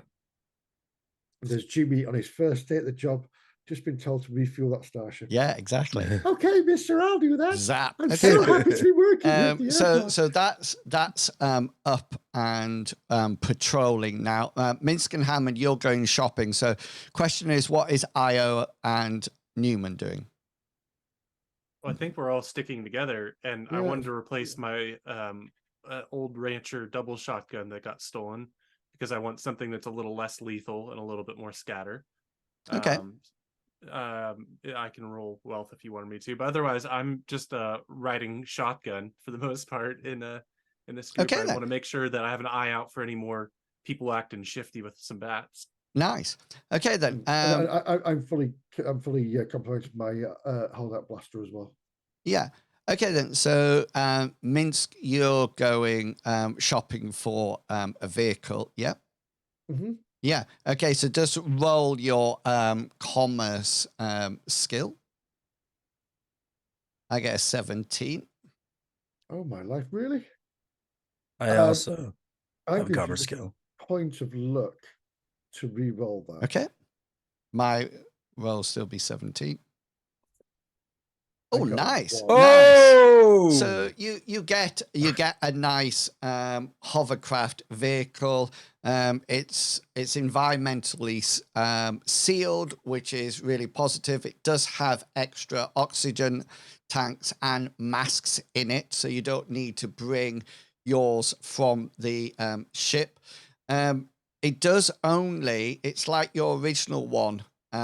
Mince. Seats 4. Correct. Yeah. So are you leaving Purdy in the ship? Yeah. Yeah. Okay, Yeah. that's cool. Okay, then. So that's done and dusted. Now, Hammond, you said that you wanted to do some shopping as well. Yeah, mine's gonna be a little bit more promiscuous. What I'm looking for. I'm looking. I don't mind even going from different place to place to get different pieces because you don't want it to be too obvious. But I'm thinking, when I need to develop more demolitions, and odds are demolitions aren't legal here, so Correct. I'm gonna have to try to create my own. So hopefully, if I do a demolitions roll, I'll know what I need to purchase in order to So make. to make demolitions, you would need craft demolitions. Okay, your demolition skills gives you information about demolition and where to put charges, etc. So you would need that craft skill. And that goes with anyone. It's a bit like if you wanted to build a new computer, you don't use your computer skill, you use craft computer. Would Okay. craft device be No, not generic enough? No, that's more to do with things like scanners and drone parts and things like that. But I mean, you can roll your commerce skill and or your streetwise skill to see whether or not you can make suitable connections on the planet and to see whether or not you can start the process off. So streetwise would be probably the more appropriate one. Yeah, completely up to you, whichever one you fancy. Well, it depends. My commerce is higher, but streetwise is more appropriate. Well, for finding kind of some, underground, shops. Yeah. That might. Which one would you? Roll your streetwise then. All right. Oh, come on, make me good. I'm going to have to use a point of luck to try to reroll that. Okay. Give me the good stuff. Damn it. Better, but not. Yeah. So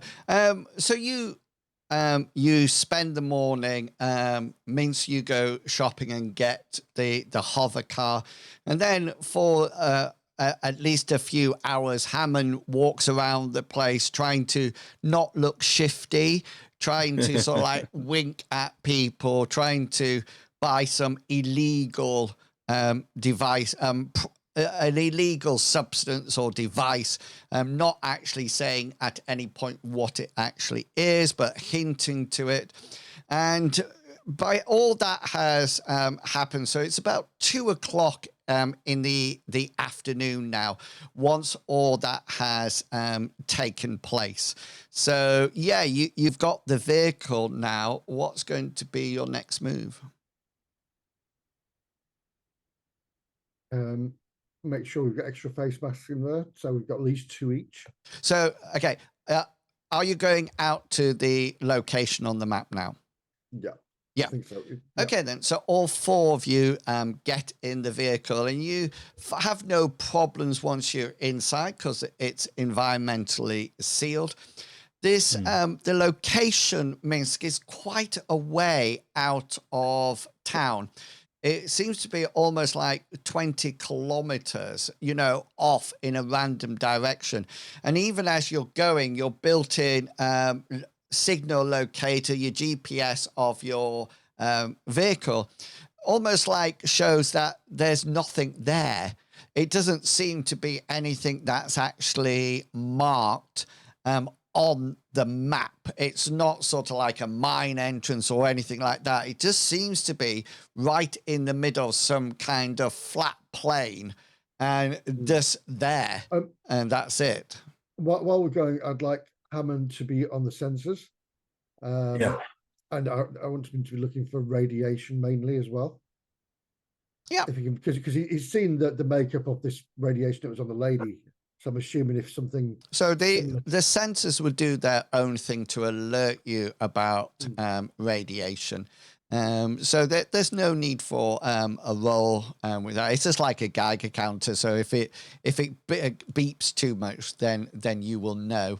Yeah, so you carry on traveling and you start to get closer and you pick it up on the sensors that there seems to be some kind of tent structure.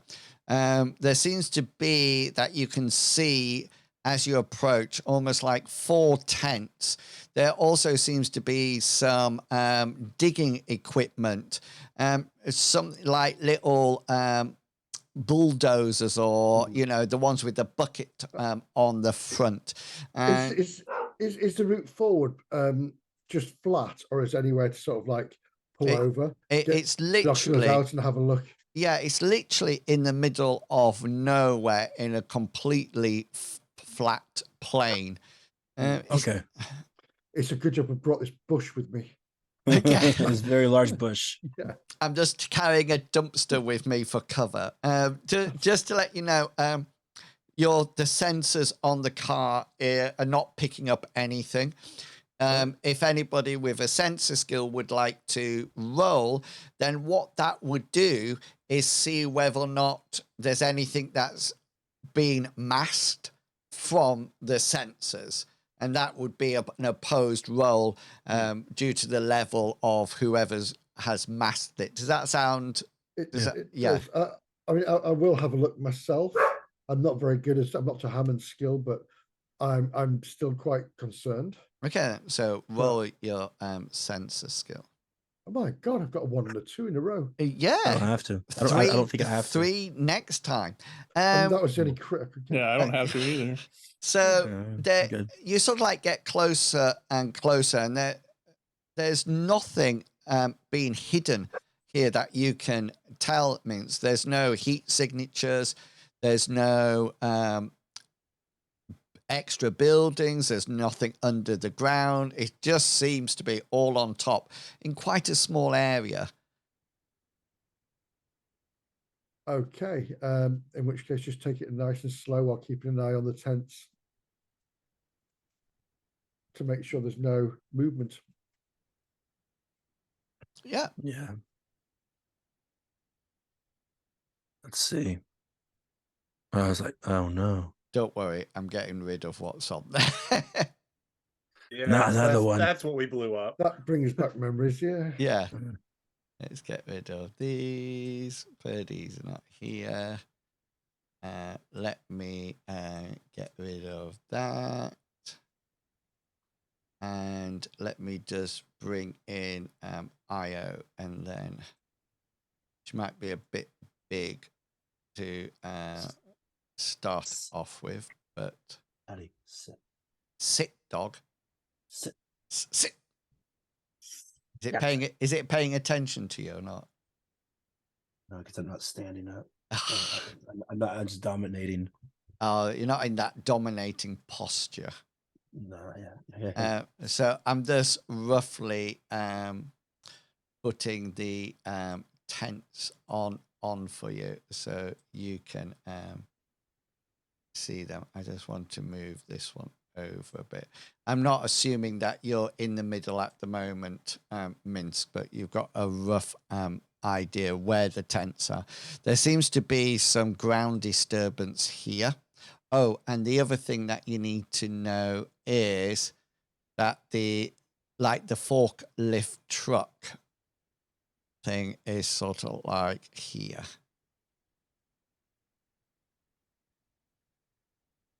Yeah. Gotcha. So what would you like to do? Have we got? Will the sensor scan for thermals inside the tent? It's already done that, and you did your crit roll on top of that. Yeah. And there's no infrared signals or anything like that. Okay, let's have a look at the tents then. Let's take one at a time. Okay. Do you want to lead the way? Do you just want to tell me where you're parking your car? For cover, I'd like it over here. Yeah. Next to the digger, but I also want to turn it around and just try to remember how to do that. Is it that cog? It's not a cog. Don't cock it. Oh, there we go. Yep. Yeah. I found the little. That's it. Yeah. So this is the important bit at this point. You all put your face masks on, and then Mince, you depressurize the vehicle, because obviously it's not small enough to have an airlock or anything like that. So you all put your masks on. You depressurize the vehicle, and then you open the door. So you're all there now with your face mask on. Just to let you know, in certain cases, your perception checks will be more difficult, whether or not for any of the senses that you're using. But I'll tell you that before you roll, so you know. Yeah. Okay. Then whereabouts would you like to go? Check the bottom one out first.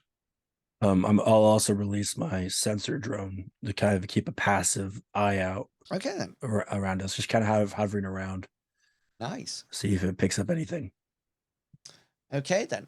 So the one at the this one, yeah, got yeah.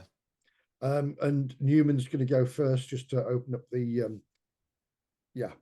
Newman's going to do what Newman does. Yes. I've got my shotgun. I'm ready to clear these rooms.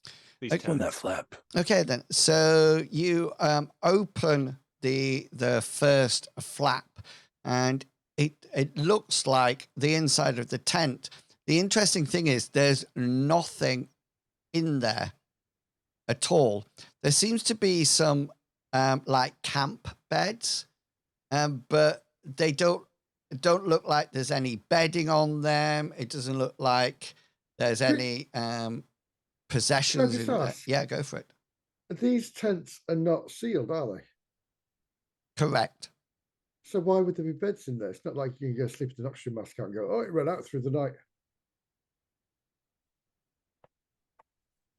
So yeah, so Newman goes into the tent. There's some beds in there, but no sort of like pillows or blankets or anything like that. And there's no personal goods in here at all.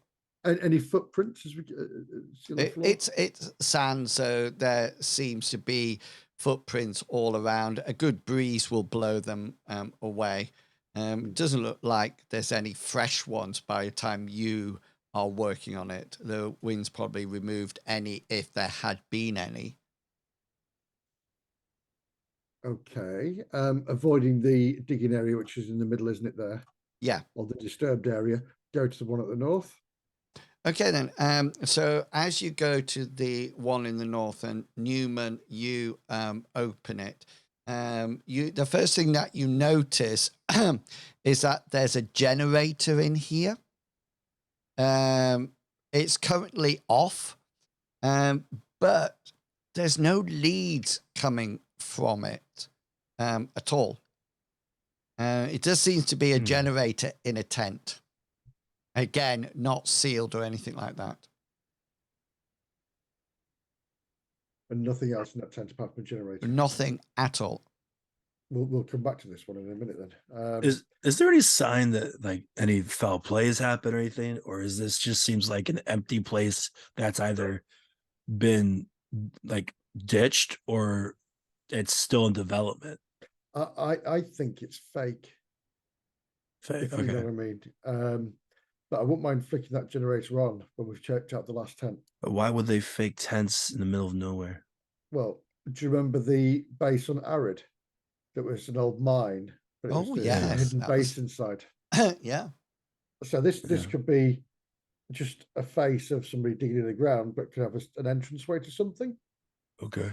I'm getting a little bit paranoid after all the things we've been through. You know what cause like, if they can find somewhere to stick a scientific base, they'll find it and hide it. Oh, they will dig right down deep and hard. Just as you, I know you're not walking across the digging bit in the middle. Yeah. But even that looks strange. It doesn't look like. Well, what it looks like is that the bulldozer, or the whatever you call those things with it, what are they called? It's called a backhoe or an excavator. Oh yeah. So, do we call it JCBs? Yeah, JCB. Yeah. it honestly cats over looks here. like it's been across there, so like scraped its bucket a few times and then parked Tobacco. itself. Yeah. Okay. So we'll hit the bottom left one then. Okay then. Are you going in first, Newman? Yeah. And Yeah. where's the rest of you? You all standing by the cart, or are you? Yeah. Yeah. Whereabouts the Oh. rest of you are going to be? I'll be behind Newman, with my blaster ready. Okay, so you can move you should be able to move yourselves. I'll be over there, but closer to the hole. I'm curious about this hole. Okay then. So the first thing that you notice about this tent is that it's different from the other two. Okay, this one actually has almost like an airlock bit. So it looks like you can open the front of the tent, but the inside is almost like a sealed, a bit like the trailers at. I was going to say, is it like a porta cabin inside a Yeah. tent? And thinking about that, Mince, you think that it probably is something like that the tent has been put over. As you open the front door, the front flap, and look inside, at that point, being that close to it, your Geiger counters start to go off. This area inside the tent, maybe inside the actual trailer part, there's definitely radiation leaking out of this. You're still in acceptable levels. There is nothing dangerous at the moment, but yeah, you can definitely see that. So Newman, do you wish to go in? No, I wish to Go step back. home. Well, and I'm gonna look to Captain. It'll save us a fortune in torches. I just feel like if we go further, we should have some kind of equipment on. Oh, definitely. What I will say is, are the windows at the front? Or is it all completely it's completely sealed. Just to let you know, inside, because you can see inside the tube part of it, the lab part, this is the first thing that you've seen, actually the first place that you've seen actually with things in. There's various sort of like folding tables that have paper on. There's a bed in this one, and that bed looks like it's been slept in.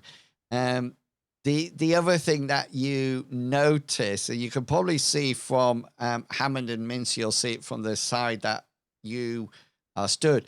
It looks like there's been possibly a vehicle at rest, sort of like down here somewhere. Oh, at the side, right? Yes. Yeah. I was going to say inside. Yeah, no, to the side of it. There's not a set of stairs inside, or a lift. No, okay. There's a trapdoor that says down here. Down. Yeah. I've just got Matthew Brock Incorporated. Yeah. Evil base. I've just got to that part in Dragons of Autumn Twilight when they're going to go down the well. Oh yes. They've just been attacked by the black dragon. Yeah. That's one. Oh, the other thing that loses his hat.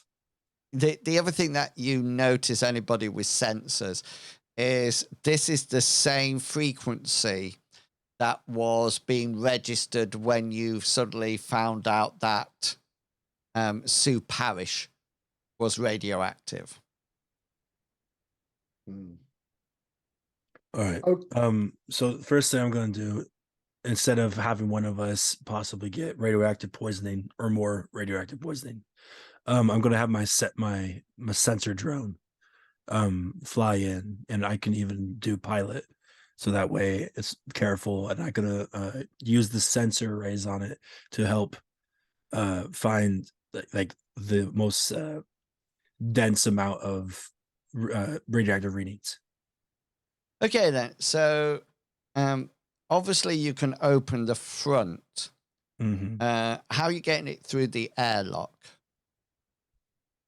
Realize it's airlock. Yeah, so you can open the front one. It can fly in, and that would close. Then it would be depressurized. It's whether or not the drone won't be able to open the other door to go in. It might be automatic.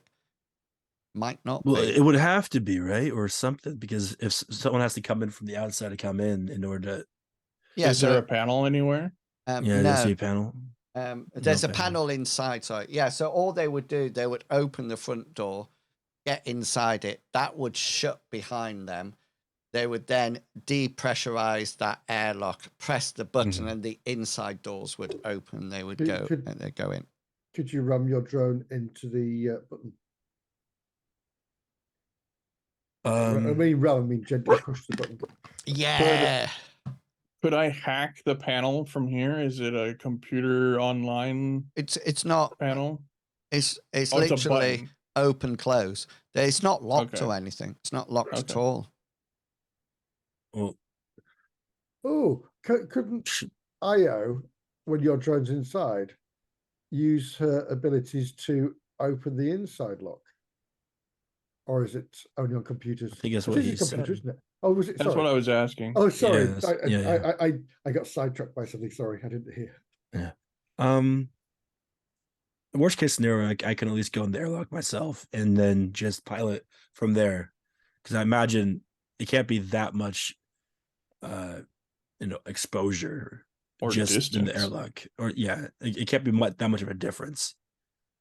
But if I stay in the airlock, maybe I can pilot from there, but be able to at least set off the automatic sensors to close the door and reopen it. The other one. I don't really want you to go inside, Hammond. We don't have a cure for this thing.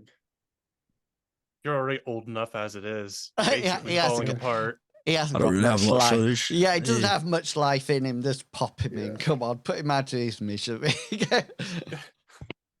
It's just a little bit of radioactivity. We all have a little bit of radioactivity in our lives, right? I do think if we put a tinfoil hat on you, you'd be all right. In Wills, What shed do I put it on? being a liaison of the Black Suns, do I know any? Can I just thing say about- it's the Sons of Black Star rather than the Oh, Black Sons of Black rather Star. than the Black Suns. Yeah, what you said was just racist. Yeah, you're not wrong. I apologize. The Sons of Black Star. Do I know anything? Is there any like religious significance about the area? Anything like that? No, That would maybe pique someone with antiquities about the area. not that you are aware of. Okay. You know, and of course, it might not be anything connected to their prophecy at all. Right. I just figured since they're on the planet, I might as well try.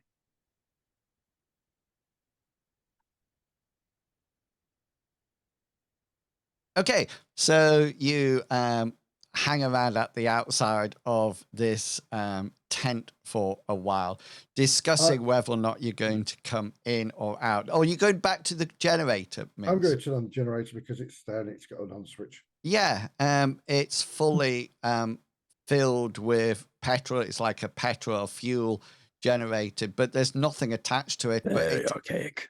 But it is working really well. Okay. It's a shame that it's actually turned off. Io, you wanted to look at the hole No, a bit. I want to turn it on. Mm-hmm. Oh yeah, sorry, Mince, go for it. Yeah, I want to turn it on. Yeah, that's it. It It powers just up. works. All right. Yeah, Okay. Sorry. Right, absolutely yeah. fine. And just so you know, the JCB works as well. It's got full petrol and gasoline and everything. We can sell Or we can trick it out, make it really advanced, put some rims Yeah. on it, give it a turbo. that. Instead of a bucket, we can have a huge claw. Yeah. We can battle bots this. We can't. None of us have that capability. I believe in Hammond. Actually, I think I have it. Oh, BattleBot. It's actually craft BattleBot. That's what it says. It doesn't. Okay, but well, it if should. if I need you to tape a Game Boy to it, then yeah, we'll call on you. Hammond, your surveillance drone is reporting that there is something incoming. It's traveling Somewhere. from the sky. It's traveling extremely fast. You can see the trajectory is coming straight for this site. Right. It doesn't seem to be. It could either be another drone or a missile or something similar to that. You can see that there's a little countdown to impact coming from your surveillance drone. What would people like to do? Can you click on your tokens, please? And let me just get rid of Zach from there. Just roll your initiative so we see who is up first. And so don't forget, click on your tokens and roll. Oh, no, you have got Purdy out here. Hope nobody dies. Newman comes in with a 17. Minsk a 4. Oh, Hammond, good job. Good job, because it'd take you a while to get anywhere, won't it, Hammond? So, yeah, so that's rather... I took my arthritis medicine this morning. Yeah. Yeah, I don't know what you've been taking, but it's definitely having a positive effect on you. So, yeah, you Don't take steroids, kids.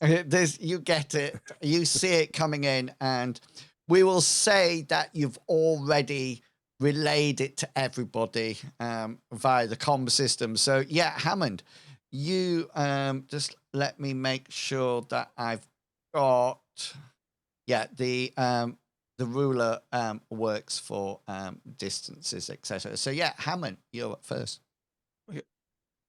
By the trajectory, I'm assuming it's not like a weapon they just decided to drop on this. It seems to be a ship or something, right? It's far too small to be a ship.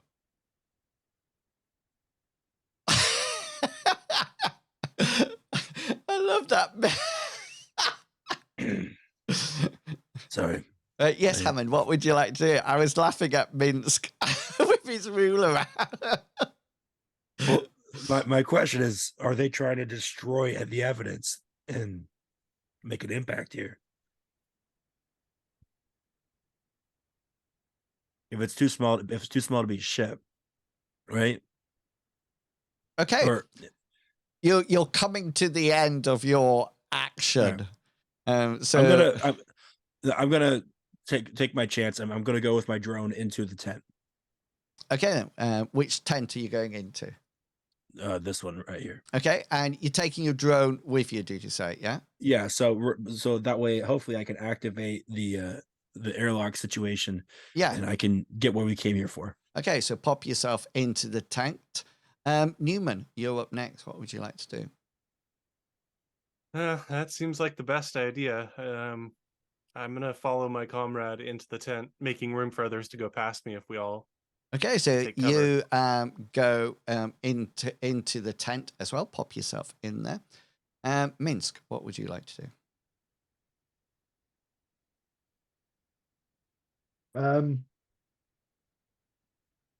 I don't want to go in the tent. I want to get to my car, but I will never leave my friends behind.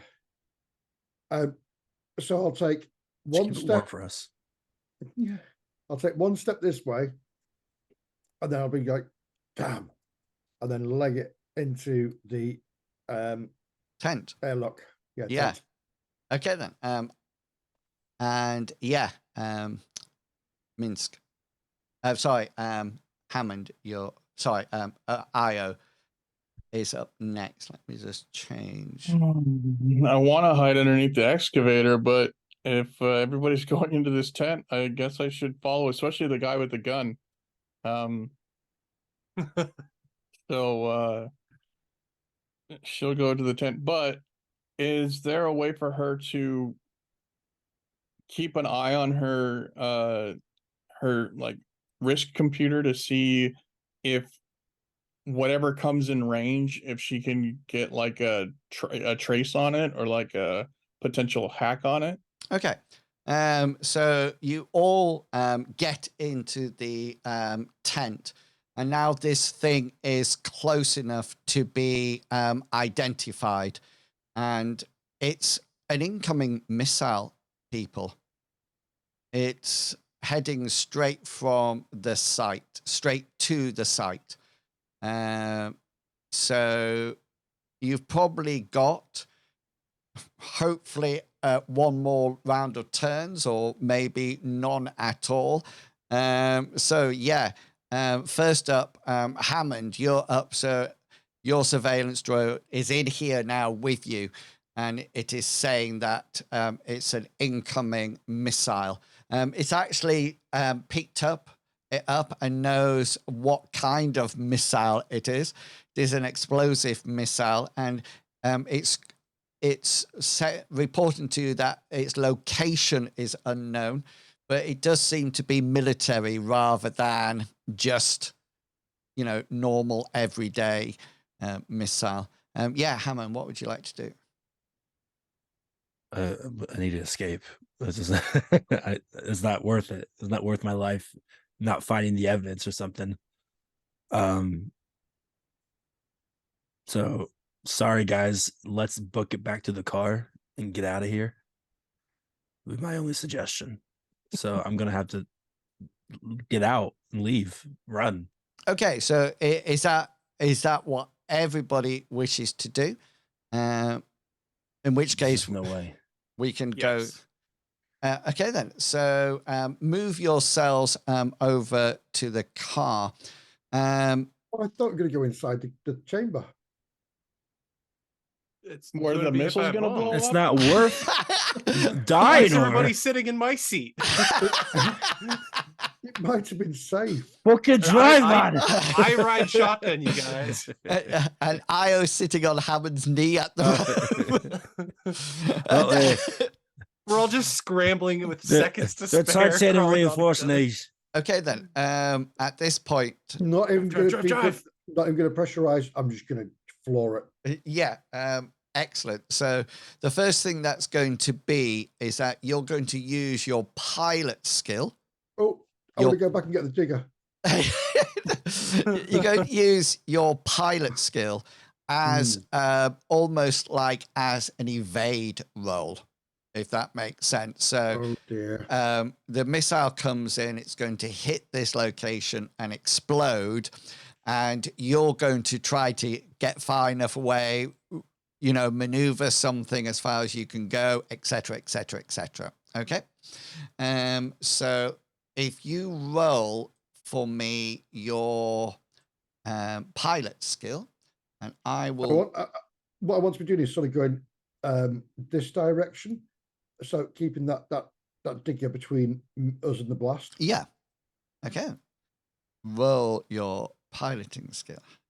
Oh, Yeah. so So it's opposed. yeah, it is. So you head off, keeping the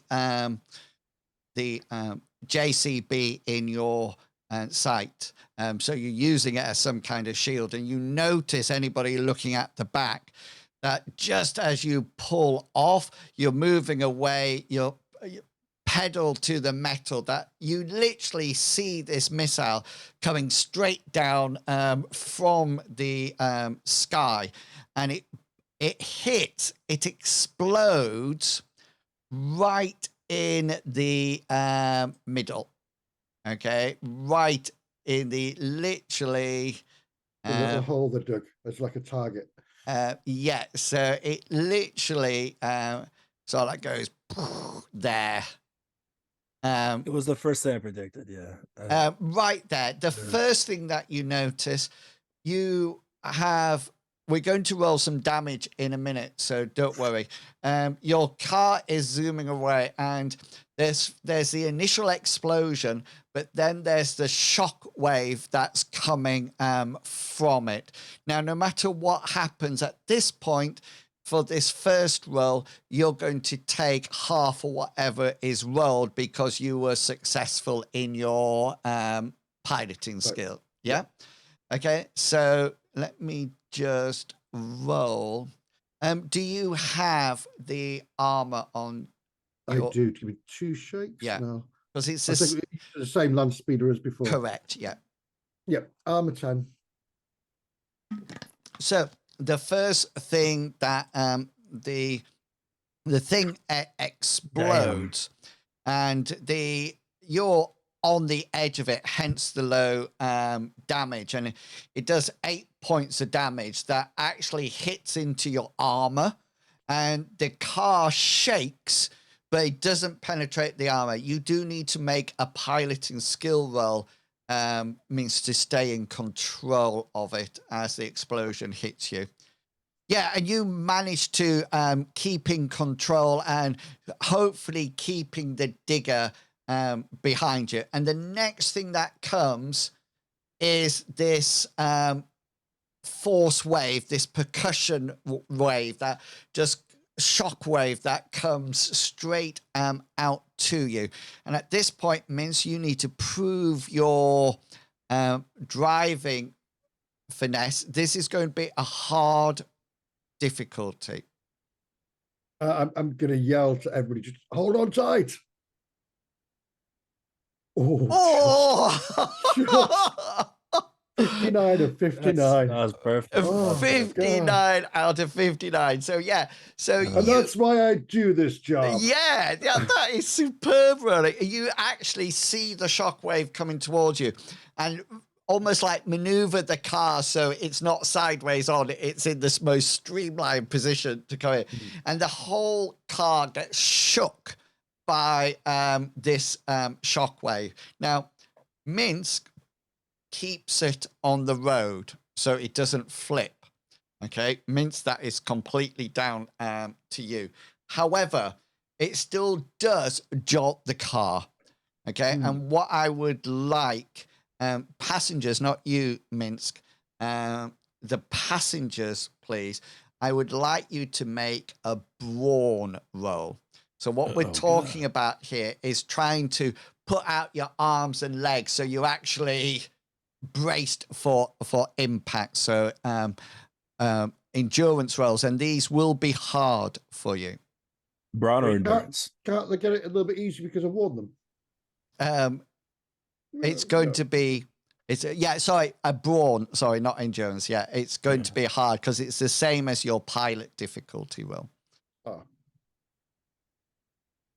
Yes. Oh no. So you got another 3 point, but use a point of luck.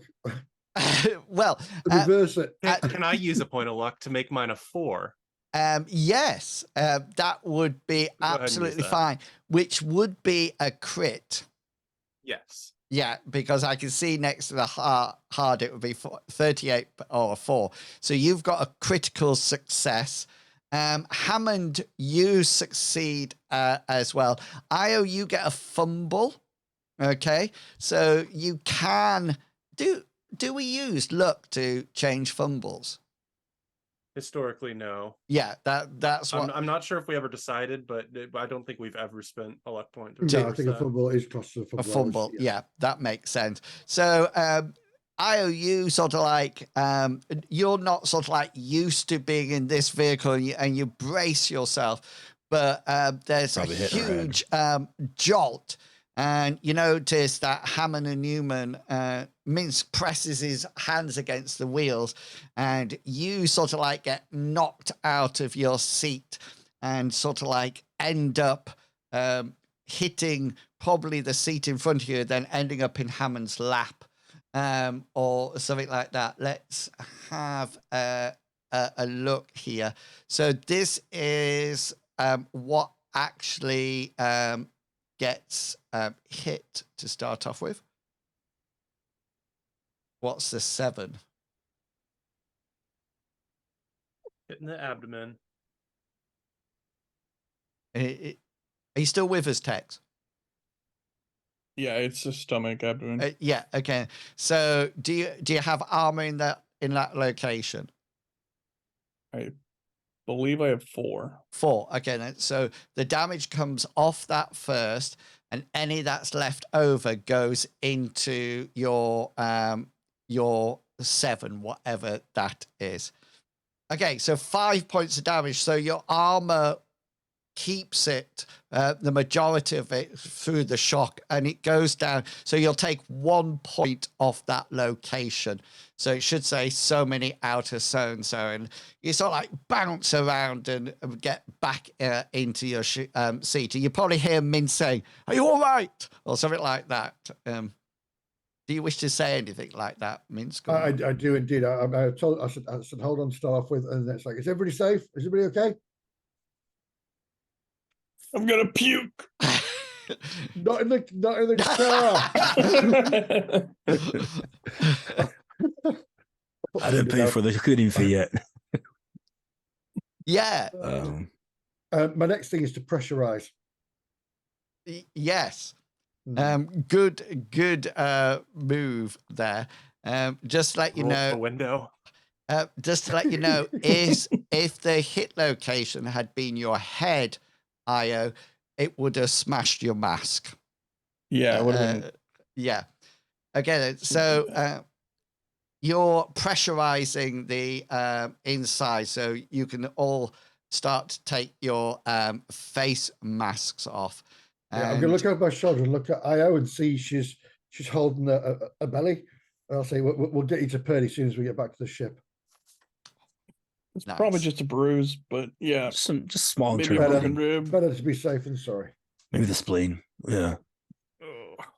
Okay, so is the plan to head back to the starport now, or is there something else you would like to do out here? Go back. No. Yes. Do you know what? That's a very good idea, because if it's a big enough explosion, it might have opened up that container. Or what's in the hole. Oh, what's in the hole? Yes, if there was a hole, it wasn't just a big giant bullseye that dug out. Your drone's there, by the way. I would have came with me, right? It would, yeah, I would have thought it would follow you. It's smart enough. That's why I've put it over there.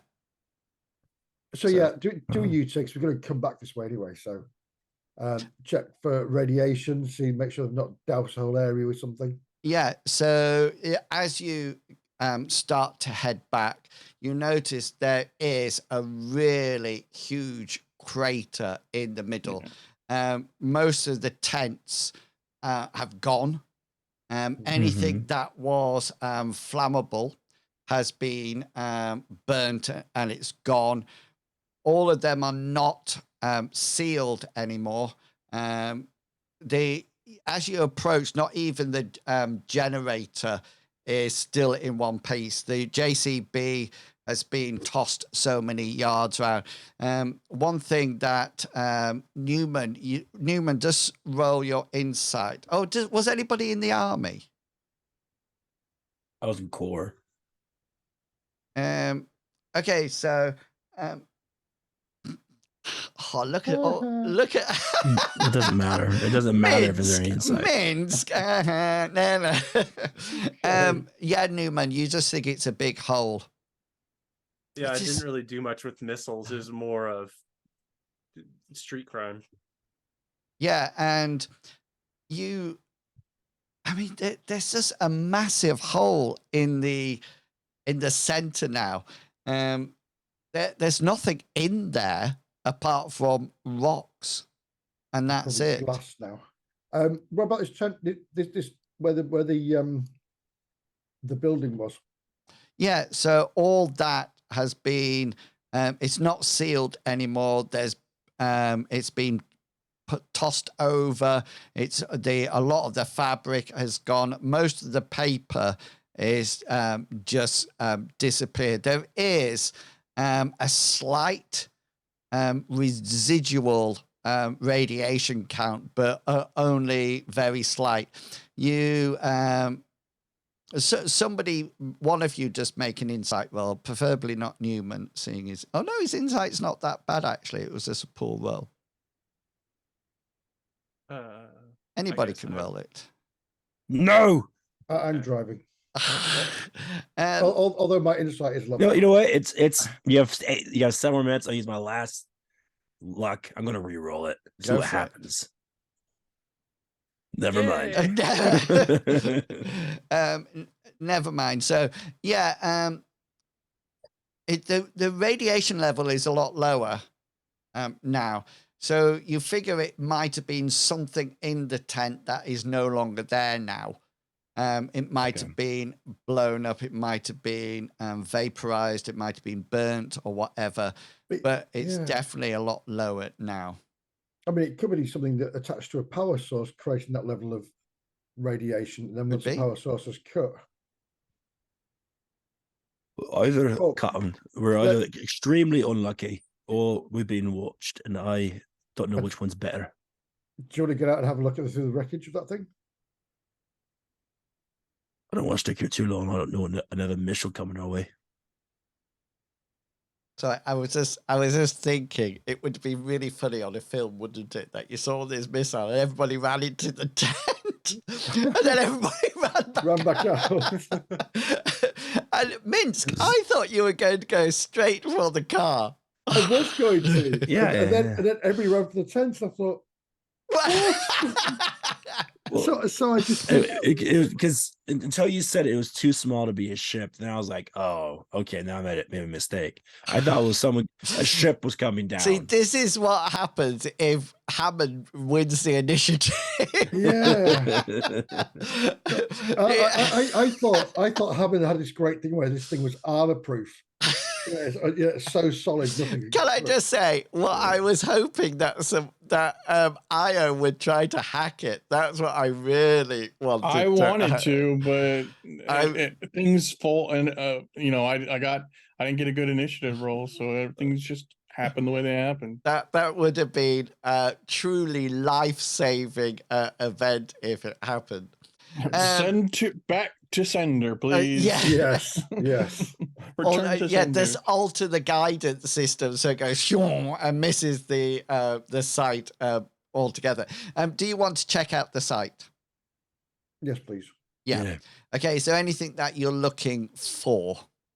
Just honestly, any information, any paperwork, or stuff that might. All the paperwork has been vaporized. Any computers, chips, data storage? There wasn't any computers that you could see in any of them. If there were data chips, it would have been in the final one. And, whether or not you would have to search through a considerable amount of time to find them. But you can do that if you wish. Is any showers, any shower gel, shampoo, or bathrobes? I'll take those. No, but there is one of those pair of slippers that you just slip into. If there's, making a cursory glance around, I'm literally going to be looking for anything that could be useful and to pertain who's been here. Okay, so I'll give you for nothing there. There's nothing that you can find now that would help you. Anything that would be here would be now be vaporized or incinerated. So you head back, I presume, back to starport. So that's another lead that you can tick off. There's lots of information from that dig site. But there is really one key. You've actually gone through the adventure completely the opposite way of how I've written it, if that makes sense. So I thought you were going duh, duh, duh, and it's no problem. You actually go duh, duh, duh through the other way. So you get back to the starport. You put the car outside. That's absolutely fine. Go through the airlock. Take your face mask off, etc., etc. And we'll end the adventure, tonight's session, going back to... Newman, are you going back to the hotel? No, definitely not. Okay, so you're going to stay on the ship, yeah? Yeah, no more parties for Newman. No more parties. He wasn't happy with the restroom amenities. No. Like you would just be playing solitaire by yourself anyways. No, I was going to go out to the bars at night and I get a little drunk and maybe meet a nice lady, or maybe text my contact Angel Bright, looking for stuff to do around here. And Well, why don't you stay in the cargo bay then? You got your little ship to sleep in. actually, It could be a hotel for you. next game I should text Angel Bright, see if she knows anything about this Brock guy. Okay, then. So that is okay. Let's get that done, and that could be the last piece of information you can. So just roll for me your My contact passion. Yeah, that sounds good. I have no luck. Okay, then. She's always ignoring me. I saved her from a sniper. She sort of likes you just get the busy signal, and if you hang on, you just get straight to voicemail that says, "Hi, so here. I can't take your call at the moment. I'll ring you back if I fancy ringing you back. If not, hard luck." And that's it. So we'll leave it there for tonight. You are further along in the adventure than you actually think you are, and pretty soon everything will click into place, I assure you. Right. Before we go, I'm going to give people an opportunity to market themselves. So the first thing that I'll say is that if you enjoyed tonight and you enjoy a bit of role playing and seeing people role play and GMing, etc., then do check out throughout the week, because we don't play through the week, but Medivac does. That was quite a good lead up, I thought. That was a good lead up, yes. So like Monday I connected nights, it. Yeah. It's like a really good segue. Yeah, Monday nights we play Trailer Cthulhu. We're in Malta at the moment. We're about to attack a port which is full of little major mouths. Terrible, horrible things. On Thursday night, we also play Warhammer Fantasy Roleplay. Yeah. We're in the watch. Are you still yeah. I was going to say, I thought you were guards. We killed the troll. That's good. Yeah. And they've got a cave for troll. That. There's a fine for everything in Warhammer. Yeah, that would make our money.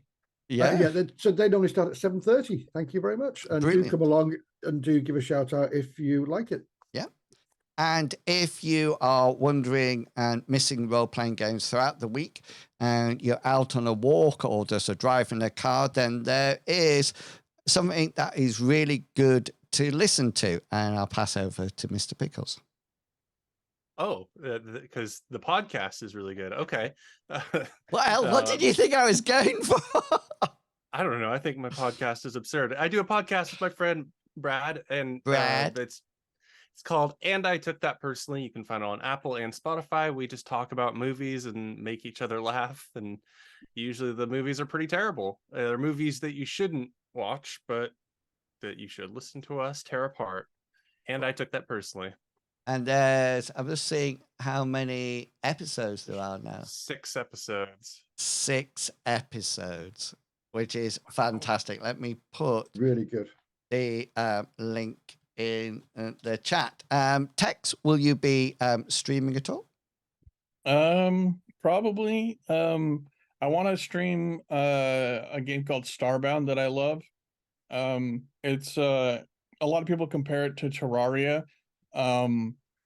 I like to think of it as like a 2D Minecraft. You build spaceships and bases on different planets that you can explore. Nice. You can mine for materials, make armor and weapons. It's really fun, and I play a very highly modded version of it that makes it even more fun. Excellent. So hopefully I'll be playing that now that I finish the No Man's Sky expedition, or maybe I'll play some more 7 days. We'll see. But yeah, Tiggity Tex on Twitch is where you can find me there. Brilliant. Thank you very much. Captain, do you have anything that you would like to advertise? What's your next rave going to be? My next rave? No, I decided not doing more raves this month. Wow. Yogi Bear. And I ran out of body Smarter than the average bear. Picnic biscuit. No, I'll be I'm gonna play in Diablo 4 like a chump. I might be streaming it, but the thing is I don't have a Twitch, but I have an OnlyFans, so it just find me OnlyFans. Ginger Snaps. You're joking now. You're joking. I knew you were joking. I picked it up because I could see Medivac laughing. And if I see Medivac laughing, then I know you're making it up. Yeah. Brilliant. So if you've enjoyed today's session, then please do look on the YouTube channel where there's lots of actual play videos up there, including our last one when we were all superheroes, which was absolutely fantastic. So I will see you tomorrow morning when I start streaming at 9 o'clock. And then tomorrow afternoon will be more Elder Scrolls Online, leveling up our Arcness and playing Dominion in the, or Domination, should I say, in the Battlegrounds, because it's Domination weekend. And also looking forward to playing Starfield when it comes out. So I'll be streaming that as well. Thank you for all your support. Thank you for hanging out with us tonight. And yeah, sleep well. Look after yourself. It's middle of the day. Have a great day. And we'll catch you all later. Okay. Bye. Bye, guys. I hope you have a good time. Yeah. Oh, hang on. I've made a mess up. Hang on. Don't. That's what she said.